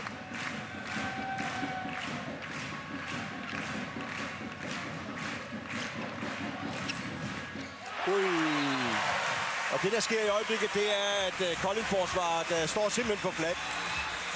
Vi så det før med Øres, og her kan du se, vi jo det. Altså, sådan står man ikke på Christian Schelling. Så bringer man i hvert fald sin målmand i forlegenhed. Det er heller ikke et helt færre opgør, havde han nær sagt, med VOD's evner i forsvaret over for Schelling til angrebet.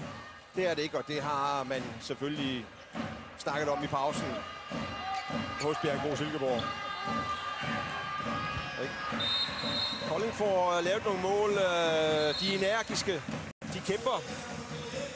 Og det går meget bedre i den ende for VOD, som vi skiller lidt ud på i forsvaret. Men i den anden ende, der går det meget godt. Han er en rigtig dygtig stregspiller. Det er ikke, og det er jo ikke noget, man han ikke kan forsvare. Men det her, det er jo altså på topniveau, når du skal matche en Christian Schelling. Og du skal matche en Thijs Bogø, når han spiller rigtig godt.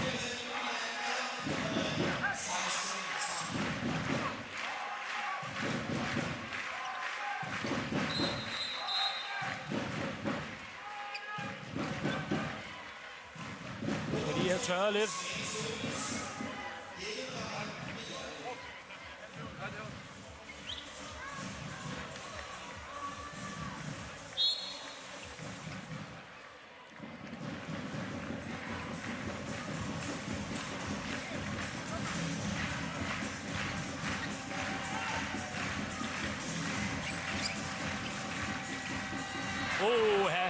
Frækt indspil ellers der fra Christian Schelling. Kasper U. Mortensen får ikke helt fat i den aflevering. Men det viser noget om, at der er ved at indfinde sig en vis mængde selvtillid på BSV-holdet. Og der har du Kolding nødskal, ikke? De kender ikke det der begreb med at være spille lidt vinderskæv og sådan noget. De bliver ved. Og i øjeblikket, der er det deres evne for at kæmpe, der holder dem inde. Og iskold afslutning af Torsten Lagen, som Jannik Green ikke er i nærheden af. 5 mål er han op på, Torsten Lagen.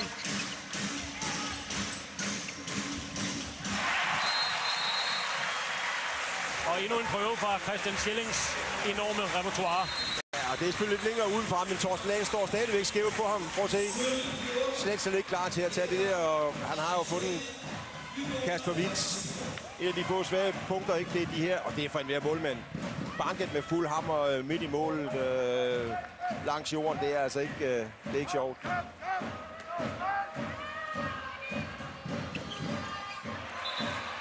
Den vidste også, hvad vej den ville fra Lukas Carlsson. Ja, det er sådan en, at nu har han ligget og spillet, så lige pludselig så kommer han, som vi så ham fra sidste sæson. Jeg tror faktisk, der var noget galt med hans skulder, der så ham i lørdags, hvor han næsten ikke skød. Hvis han også har skuddet med, så skal han nok holde niveau. Og de to hold holder fint niveau med hinanden her i starten. Stadigvæk 2-målsføring til BSV. Ja, allervæsentligt på det, vi kalder to rigtig, rigtig gode forsvar, som er faldet i niveau.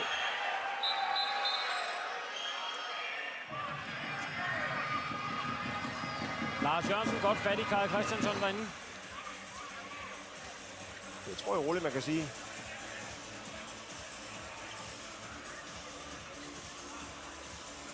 Ja, det er også en mand, hvor man godt kan mærke, når han kommer forbi, Lars Jørgensen. Ja.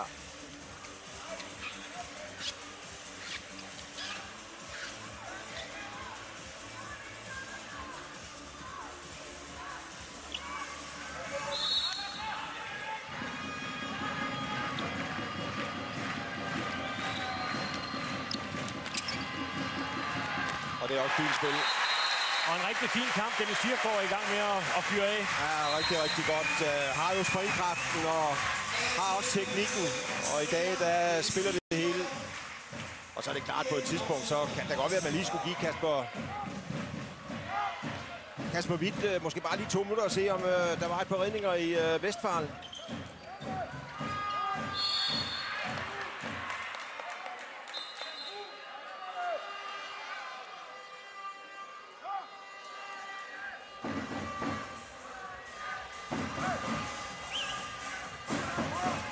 Ja, Søren Westphal jo også en rigtig glimrende målmand, som sagtens kan begå sig i ligaen. Det er bare det, når man er på det samme hold som Kasper Hvidt, så er det svært at gøre krav på at være førstevalget. Ja.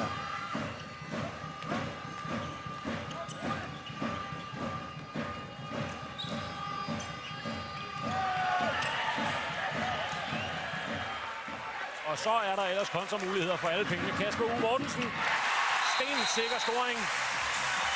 Føring på 4 til hjemmeholdet BSV. Han kommer altså derud af, Kasper U, når der skal sættes fart.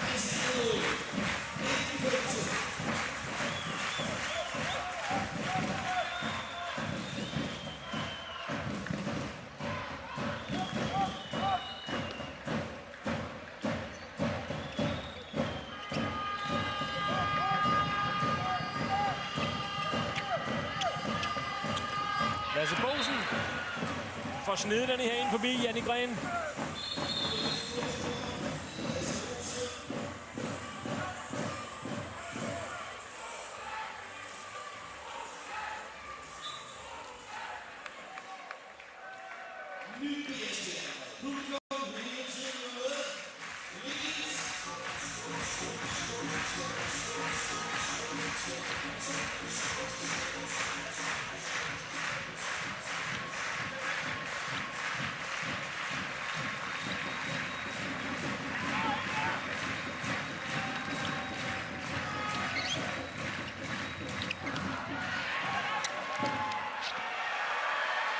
Og så er der muligheder igen for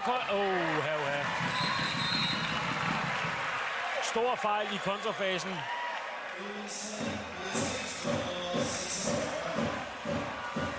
Det er dem, der ikke har råd til.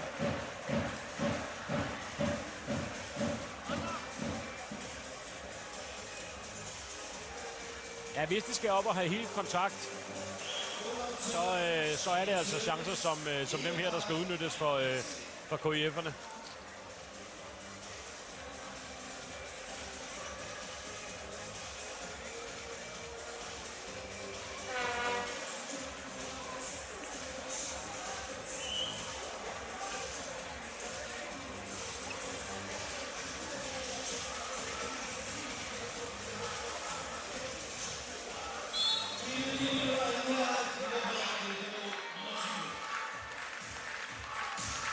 Og BSV altså i undertal. Deres anden udvisning i kampen.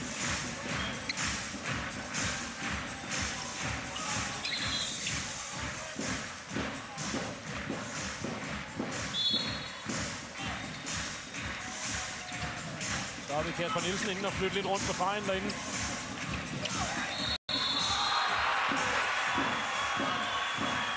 Kolding overtal.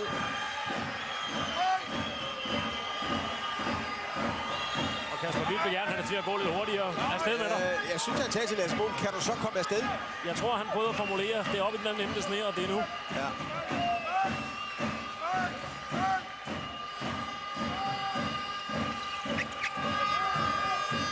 Og hvad så Hundstrup? Jo, denne gang er den der.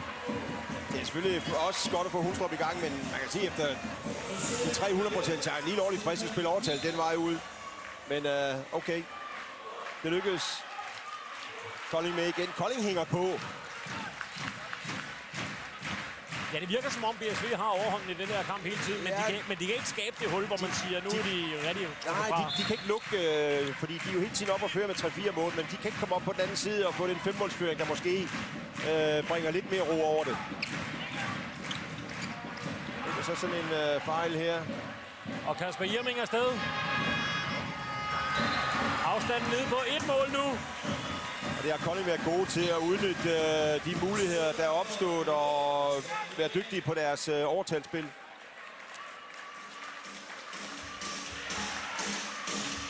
er jo en enorm rutine på det her Kolding-hold, og det er vel i sådan nogle situationer, man kan se det. De små åbninger, det kan godt være, at det ikke kører, men de små åbninger, I giver os, dem tager vi. Helt oplagt.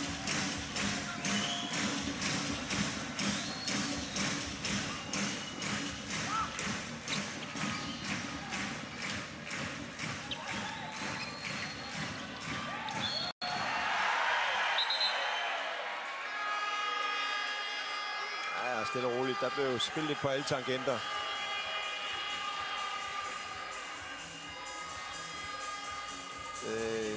Der var godt med skub, men Schelling havde nu fuld kontrol over det. Han havde forventet det. Det er fint spil. Det er fint spil. Og det er en fin redning af Kasper Hvidt. Og der er han fra det der, de nære skud, ikke? Giftig mand.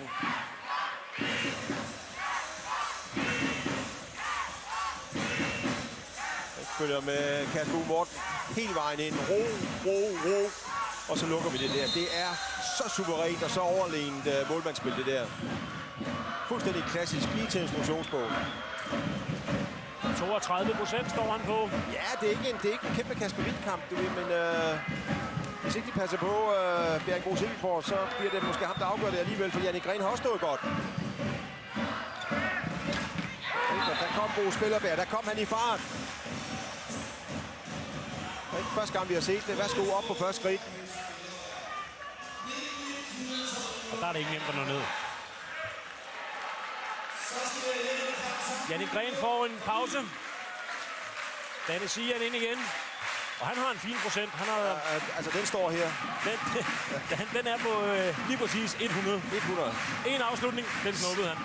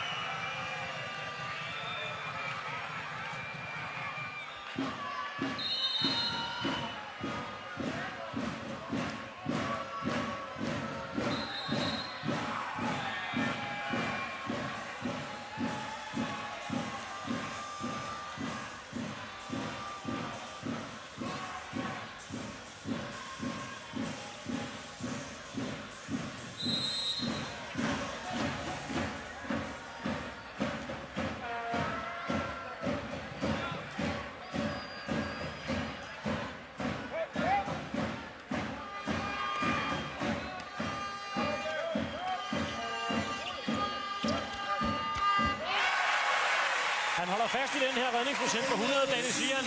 2 skud på ham, 2 redninger. Og hårdt straffet i den anden ende. Hurtigt spil af BSV. Nikolaj Øres.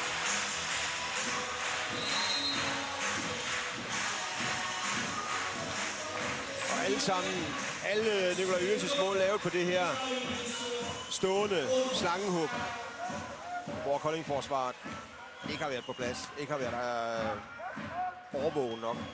5 stykker er det blevet til fra hans hånd. Der kommer de mere i fart. De har fundet ud af det, Lasse Boesen og Bo Spillerberg. Jeg tror, at man vil se det resten af kampen, at de kommer måske til at skyde en lille smule længere udefra. Men til gengæld kommer de i fart og afklaret. Og det, som Henrik Kronborg gerne vil have, som alle trænere gerne vil have, de går direkte på forsvaret. 2020. Ja, vi får en forrygende afslutning her i sidste kvarter.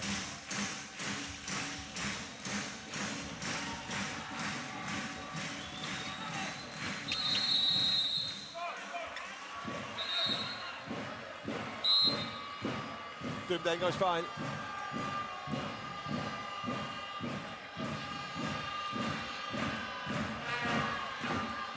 Og Kolding holdet med chancen for at komme foran for første gang i meget, meget lang tid.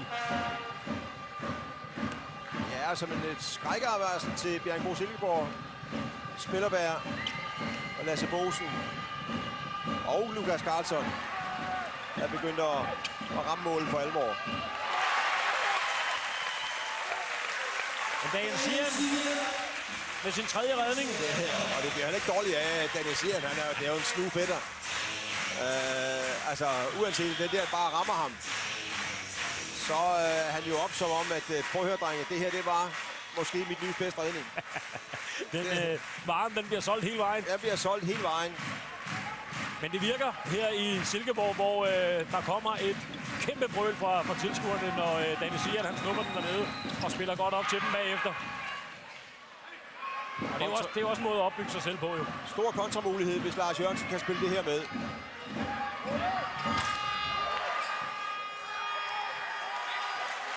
Schelling ordner det. Og det gør Kasper Witt også. Ja, det er lidt for hektisk. Det er lidt for hektisk. Så snyder man ikke Kasper Witt. Thijs Bogø med sådan et lidt baneskudagtigt mellemleje trukket tilbage. Og Claus Urenholdt, han ærger sig.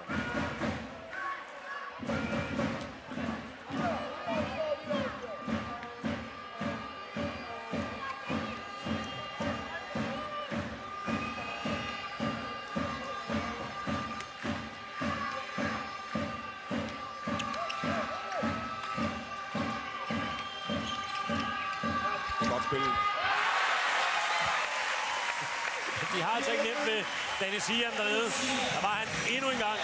4 redning på 5 forsøg.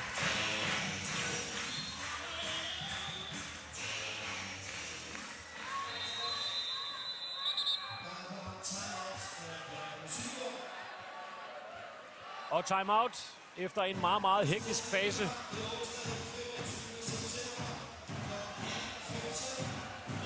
Og altså stadig 2020. Bolden over det videre spil. Pris er med fra Pausen. Pausen til Christian. Og Pausen til Thijs. Thijs skinner lægger op. Og ned ad den og venstre på. Så er nu for, at vi ligger og afslutter. Vi hænder over førerne, eller vi hænder over skulderen. Vi ligger det her. Der var en rigtig her. Og så gutter. I når så skyder vi bare midt foran. Lad os fortsætte spillet. Kom i fart. Jamen, det er allervigtigst, at dagen er kommet på mål. De skud, der kommer med de går ind, men når de får lov at løbe ud under toren og skyde på dem helt fri, han tager det hver gang, så vi er aggressive på Martin nu. Okay. Så pakker I på den side, hvad der mangler vi den anden side. Og vi er på 3. 1, 2, 3. Alle bolden over det yderspil.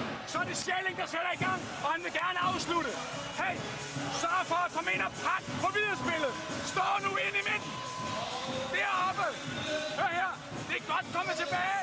Vi spiller mere direkte på de sidste bolde. Hør her. Bo. Cyril. You have to stay on this side of position 3. Irming foran. Der er lange kryds på Bo. And then you stay behind and can get the ball. Okay? Hey. Vi mangler stadig det sidste på afslutningerne. Kom igen. Den første fase kom. Kom igen. Her. Hey. Så er det skud for Øris. Og ellers Schelling. Det er det. Kom så. Kom.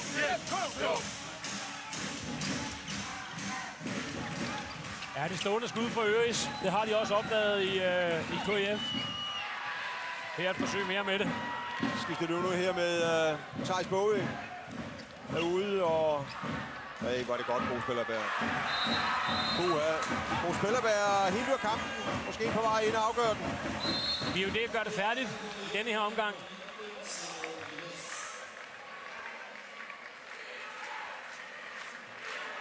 Chris Jørgensen med igen centralt. Det vil sige, der er pause til både Thijs Boge og Christian Schelling. Og Mads Christiansen sidder altså også nede ved, ikke, når vi er landsholdsspiller, så der er skiftet pænt ud.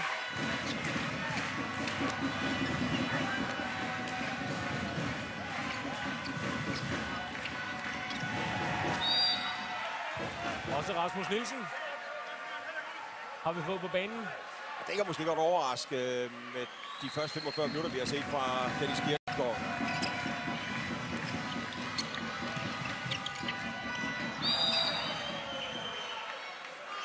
Der er Bro Silkeborg gået i stå angrebsmæssigt.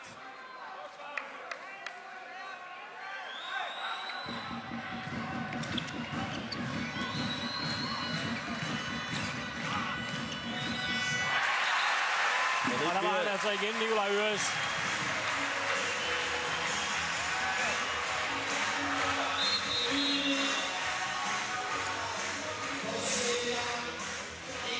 Han får lige en ordentlig hilsen med på vejen fra Lars Jørgensen, tror jeg det er, der lige rammer ham. Her kan vi se den. Ja, det er uforsætteligt. Men det er albuen, der efter paraden kommer albuen ned og rammer Øres i hovedet. Men absolut uforsætteligt.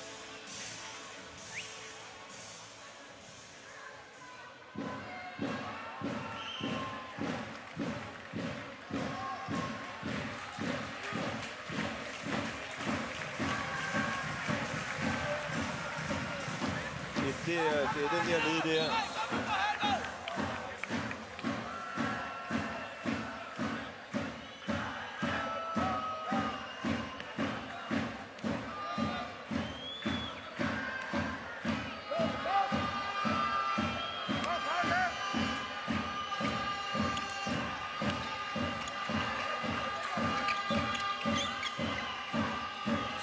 Spiller selv lidt forvirret ud lige nu. Jeg vil sige, at piller. God spillerbær. Har muligheder, hvis de kan holde tempo i den. Det kan de, Rasmus Nielsen. Og så har vi hjemmeholdet BSV foran igen. 22-21. Det er altså meget godt kommet ind af Rasmus Nielsen og få sådan en, godt nok en helt oplagt bold, men den skal altså simpelthen væk forbi Kasper Hvidt. Meget hurtigt og effektivt kontraspil her af BSV.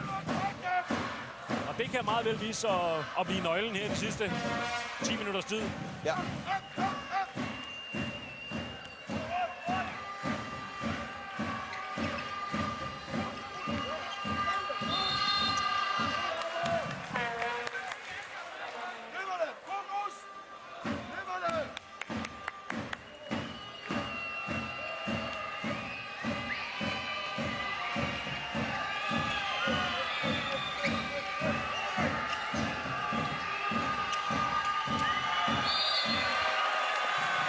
Ikke rigtig komme på skudhold.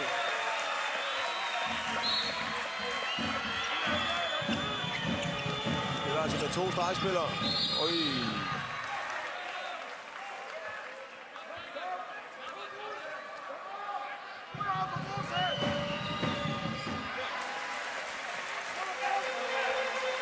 Lasse Bosen lige forbi.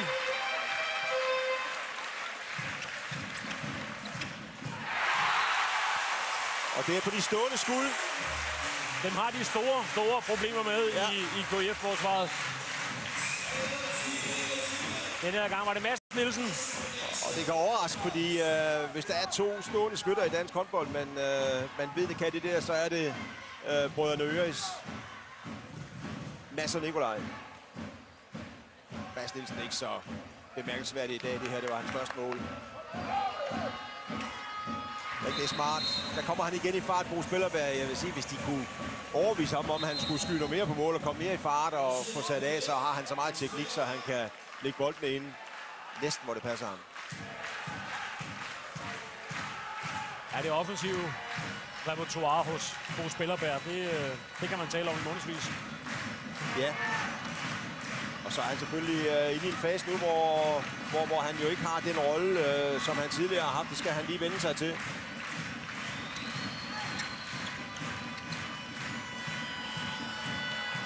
Der var vi jo det ved at komme i store vanskeligheder. Det endte med en bolderobring. Kasper Hjemming fik fat i den.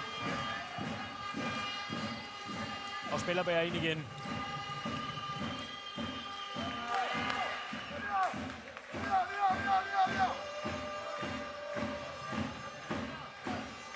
Hvornår var det, du sagde, at Kolding sidst havde vundet her? Det var i 2006. 22. oktober, tror jeg, det var. 2006. Alligevel et stykke tid. Det er et stykke tid siden.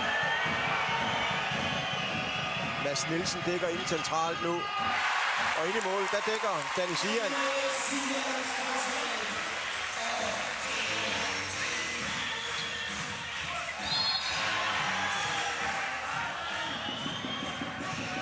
Han er altså en pragtfuld type, Danny Sian. Han sælger hele butikken dernede hver evig eneste gang. Altså Christian Asmussen, hvis der er nogen, der kan huske ham. Han er dog ikke begyndt at trække trøjen op, så man kan se brystkassen. Ej, det tror jeg er Asmussens helt eget move. Ja, det tror jeg. Jeg tror, han har taget copyright på det der. Den skal vist ikke kopieres, men Sian bestemt også god til. Uheld for Kolding.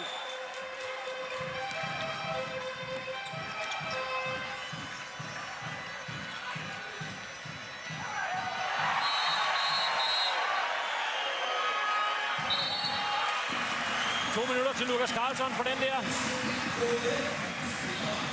Den vil jeg gerne lige se en gang mere.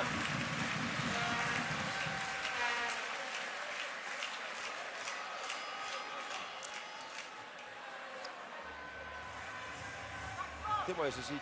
Det synes jeg ikke. Jeg har også svært ved at se. Jeg kan godt se, men han følger ham nærmest derovre. Det er ikke sådan, jeg har fornemmelsen af, at det er det her skub, der gør, at Chris Jørgensen kommer til at hænge der. Hårdt om. Men Lukas Carlsson er altså bænket i de næste 2 minutter.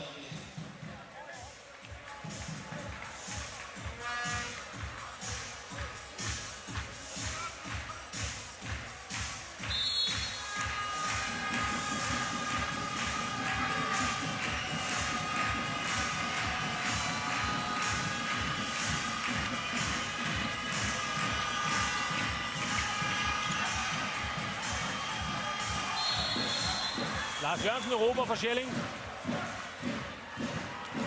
Vigtig bolderobring for Kolding-holdet på det her tidspunkt. En mand i undertal nede med en enkelt mål. Kan blive meget afgørende.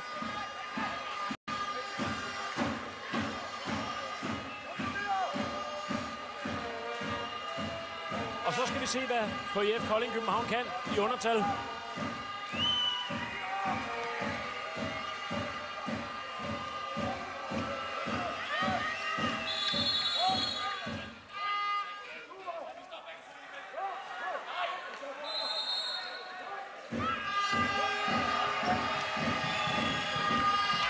Irming og Danny Sian igen.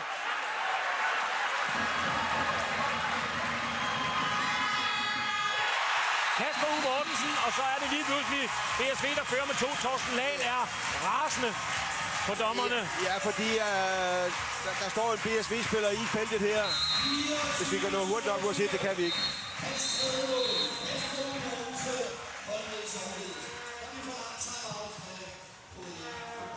Og timeout forlangt af KIF-træner Henrik Kronborg. Altså nede med 2. Fløjruser herovre på højre side af. Der er ikke noget indløb. Torsten kommer over ved dig. Okay? Når du har spillet ind på Lukas, så løb ind. Så kommer Kasper Mortensen op. Tag nu igen under. Okay? Og stilling igen herude. Ja, du ligger mellem 1 og 2 stadig derovre. Hør her. Ro på. Der er masser af tid. Okay? Videre, jeg kom. 40 sekunder. Kom nu. 40 sekunder. Tiden skal gå. Kom. Kom. Kom. Hvis Bucketing kommer frem. Hvis Bucketing går på mig. Hey, snak om det. Helt præcis. Det gør der, at de der udvisninger. Først slipper vi. Men skytterne er vi frem på. Så må de få afslutte i 8 og 2'erne. Så kan de lave den, han er vælger. Og I kan fælde det der med. Okay? Kom her, mand. 48 sekunder i forsvar. Vær nu klar her, dreng, for helvede. Lad os med på 3. Kom nu her.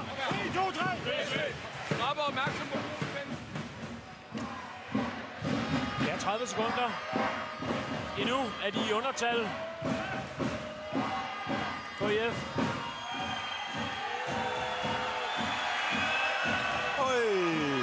Og værsgo, Torsten Lagen. Kasper U. Mortens bliver sat godt og grundigt på den screening her på... ja, der er intet. Det er Kasper U. Mortens, der løber op, hvor han ikke skal.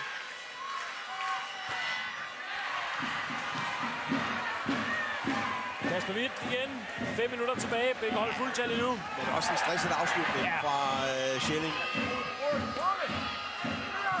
Og så er Kolding der igen. De ligger hele tiden og får sådan færden af. Kan vi være med?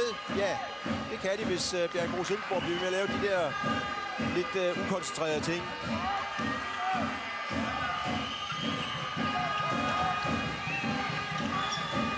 Spiller helt bevidst Torsten Lagen nu omkring fløjpositionen.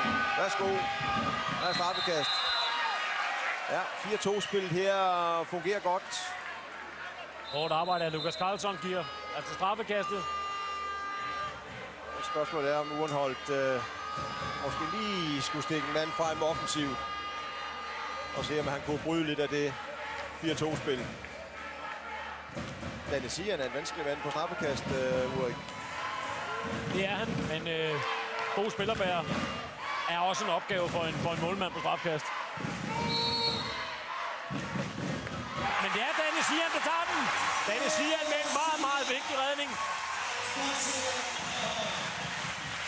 Sikkert over et indhop, han har lavet. Ja, jeg spiller bare på ham, om han bliver færdig med at fejre det, inden de skyder næste gang. Han har lige nået det indtil nu. Han når lige at farme ned igen, til de kommer igen. Det er dejligt. Jeg kan godt lide de typer der. Ja, det er dejligt at se. Men altså, Kolding København stadigvæk i angreb. Lasse Bosen.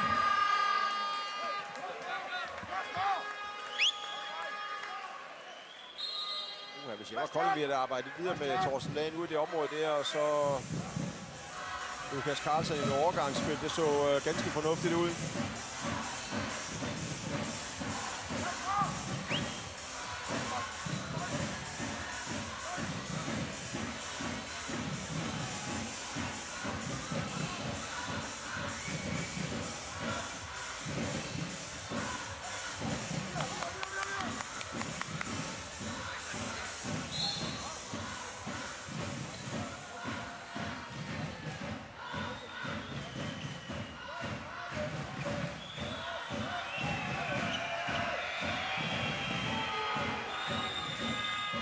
Ja, et godt billede, og de har sat Kasper Irming ud på kanten for dels at få ham rundt, så han kan komme på skud, men også som fløjspiller, hvor han jo også er rigtig, rigtig dygtig. Og en rigtig fin afslutning her i hvert fald, Kasper Irming. Som også har taget sin mængde af afbrænderne i dag. 4 mål på 11 afslutninger. Det er ikke sådan helt imponerende procent.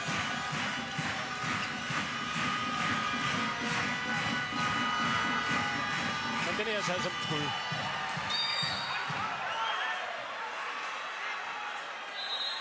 Og Schelling, jeg synes, at frikastet var okay.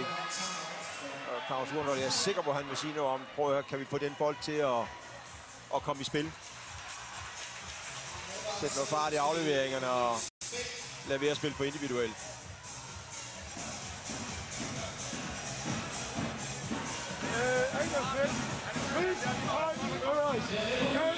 Du løber hjem. Så du kun har et øje, hvis vi går ud af Karl. Okay? Fortæt. Hey, hey. Vi skal bringe her. Men vi kræver, at vi bruger knappen. Det kan også snakke. Når vi spiller ind, så er de defensive. Cyril, han er defensiv. Så ser du, at du kommer på mål. Ja. Kom her. Ja, vi spiller ind. Hør efter. Hør efter. Vi forsvar. Vi samler inden vi løber, og så løber vi stadigvæk. Men samler bolden. Kom nu her. Kom nu. 1, 2, 3. Schelling og Chris, pas på de stående skud. Hele tiden lad være med at lade trykke flade ham stregspilleren. Op med armene. I den anden ende, så vil vi gerne lade dem løfte på Bo. Vi vil godt spille Lukas ned i hovedet på Theis. Var så højt, var så højt. Jeg kommer ind i midten, du bliver bredt. Så går jeg på i mamma. Okay, hør her. Hey, Hunning, Irming, alle mand. Tag lige reposterne nu. Okay, masser af tid. Kom. Samme bevægelse kommer. Pladsskifte med Kælling og Pris. Skal jeg tage flot opmærksom på Bo, hvis du inden du tager det højde over, fordi mig og Torsten kommer langt over for noget, som vi gjorde før nu. Kom.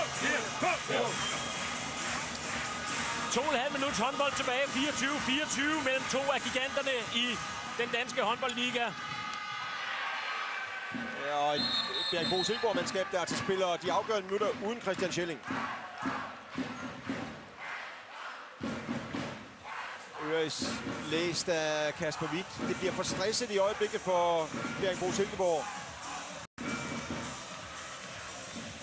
Christian Schelling jo ellers normalt en spiller, der virkelig er i hopla netop i de her situationer. Ja. Det er meget kampafgørende, tror jeg, man kalder det med et moderne udtryk. Ja, men lige nøjagtigt, og det er jo det, han er virkelig, virkelig dygtig til. Så jeg forestiller mig også, at han kommer ind og får muligheden igen. Det kan Bo Spillerberg også, og han gør det her. Ikke afgør kampen, men tager et godt skridt den rigtige vej for KIF Kolding København. 25-24 nu. Og også en af de her spillere, ligesom Christian Schelling. Jo mere vigtigt det er, jo tættere vi kommer på afslutningen, jamen, jo mere i hopla er Bo Spillerberg.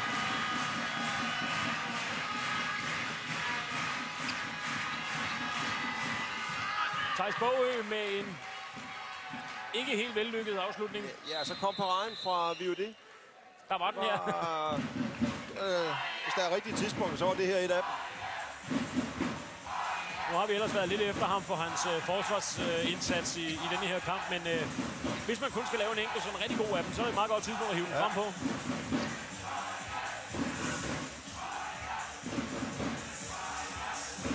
Det er et presset BSV-mandskab. Det er dem, der har haft teten i den her anden halvleg.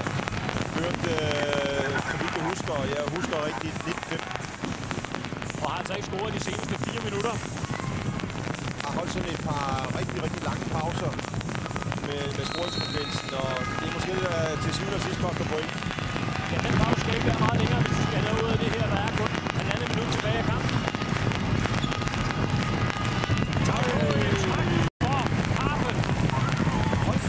Så skal jeg da love for, at han fik hamret den. Over i det lange hjørne. Super afslutning.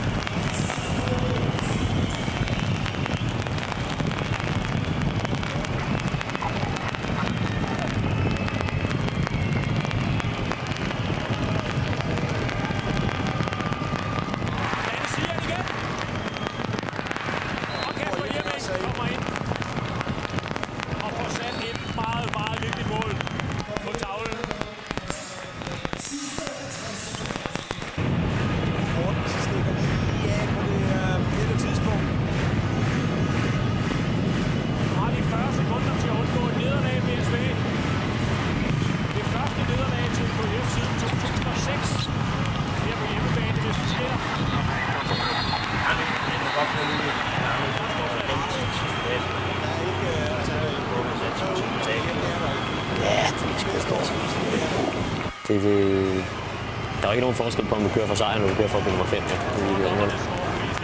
Det bliver man ikke. Det bliver man ikke mindre træt af, kan man det?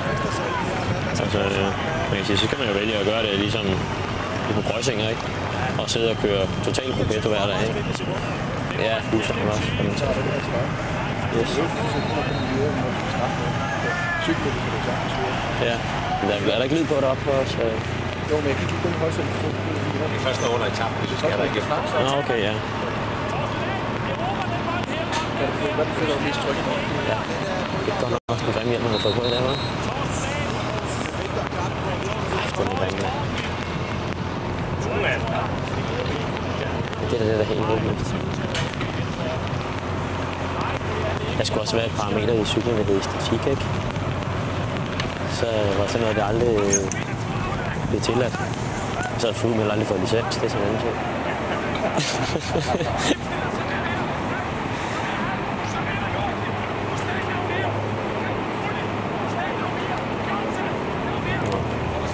Det er ikke sådan noget, det er ikke sådan noget,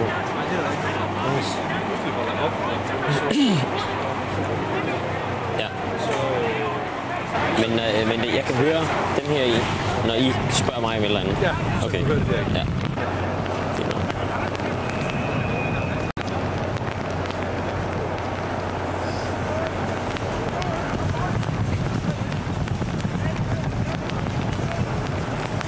til det er koldt, ikke? At de begynder at sidde og køre meget tør op ad bakken. Altså, sådan 15 km fra toppen, og vi er kørt med regntøj på op ad bakken. Ja. Nej, det ved jeg godt. Ja, det ved jeg godt. Det var... Nej, ja, det kan jeg ikke påstå, jeg ikke har gjort i hvert fald. Hvad er der tilbage af den håndboldkamp? Okay. Jeg kan sige, at jeg har kørt med termovest og knævarmer i første uge af turen i juli. På flad vej, op i Normandiet.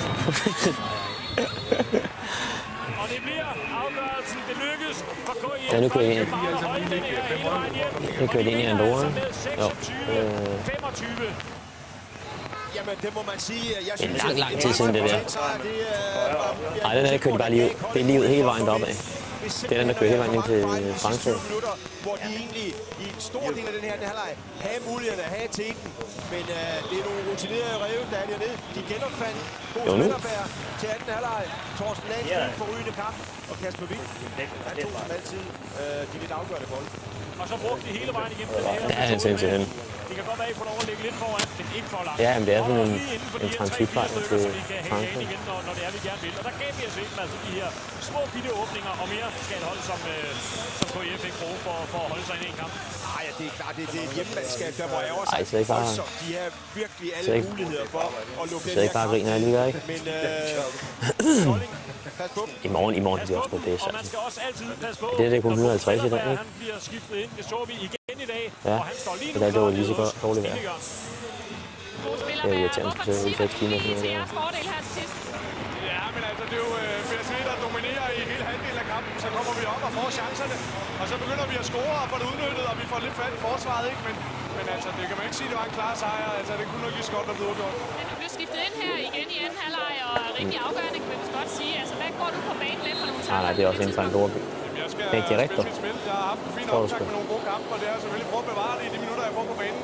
Så men det er hen til mål, så. Må det være. Ja, måske hen til den sidste lille hold. Christensen i dag, de kører i regnfrak. Vi kan vinde her igen, ikke? Og blætten fra sidste år er selvfølgelig væk, men altså, det er super fedt. Selvfølgelig primært på i år, og der vil vi gerne videre, ikke? Og vi synes stadig, at vi skal lægge lidt momenter på vores spil. Vi vil gerne spille bedre, i hvert fald i den ene halvdel. Daniel Arato. Ja, det er så live. Kender du ham, Rolf? Han er 23 år. Christian, hvordan er humøret lige nu? Ikke har vundet meget, du. Men hvad sker der med jer? Altså, ja, men vi er samling nedad. Anden år som pro. I fører med 4 mål, jeg prøver lige vandmåling. Vi er jo lidt uheldige. Vi kan nå brænde lidt. Altså, vi spiller stadigvæk til chancer, men vi brænder lidt. Skal vi sætte os op? Det er fint. Hvor meget har de? Har du fået det ved? Så spiller vi lige, og så jeg siger, vi er lidt uheldige til sidst. Han havde 7-40, da de startede. Alt for i dag. I kan mere til Christian Schelling og Bjerg Bo Sødegård. Næste lørdag, der skal de nemlig en tur til Aalborg. Tak for nu. Men der de sgu ikke, du. Hvis han har 6 minutter i bunden, så henter de ham der, ikke? Nej, bunden er den sidste? Ja. Nej. Der skal han da bare have... 3. Et halvt minut per kilometer. 10 kilometer. 500 højdemeter, godt og vel, ikke? 6 minutter måske. Det taber han ikke om. Ikke når han har kørt så godt indtil på de andre også. Og telefonen er på lydløs. Hvad var på det være? Han satte af.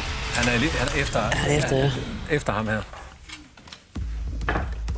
Supermatchen blev præsenteret i samarbejde med Bell. Ham er Arato, han kørte godt i foråret i Katalonien, hvor han kørte sådan nogle 3. pladser ind.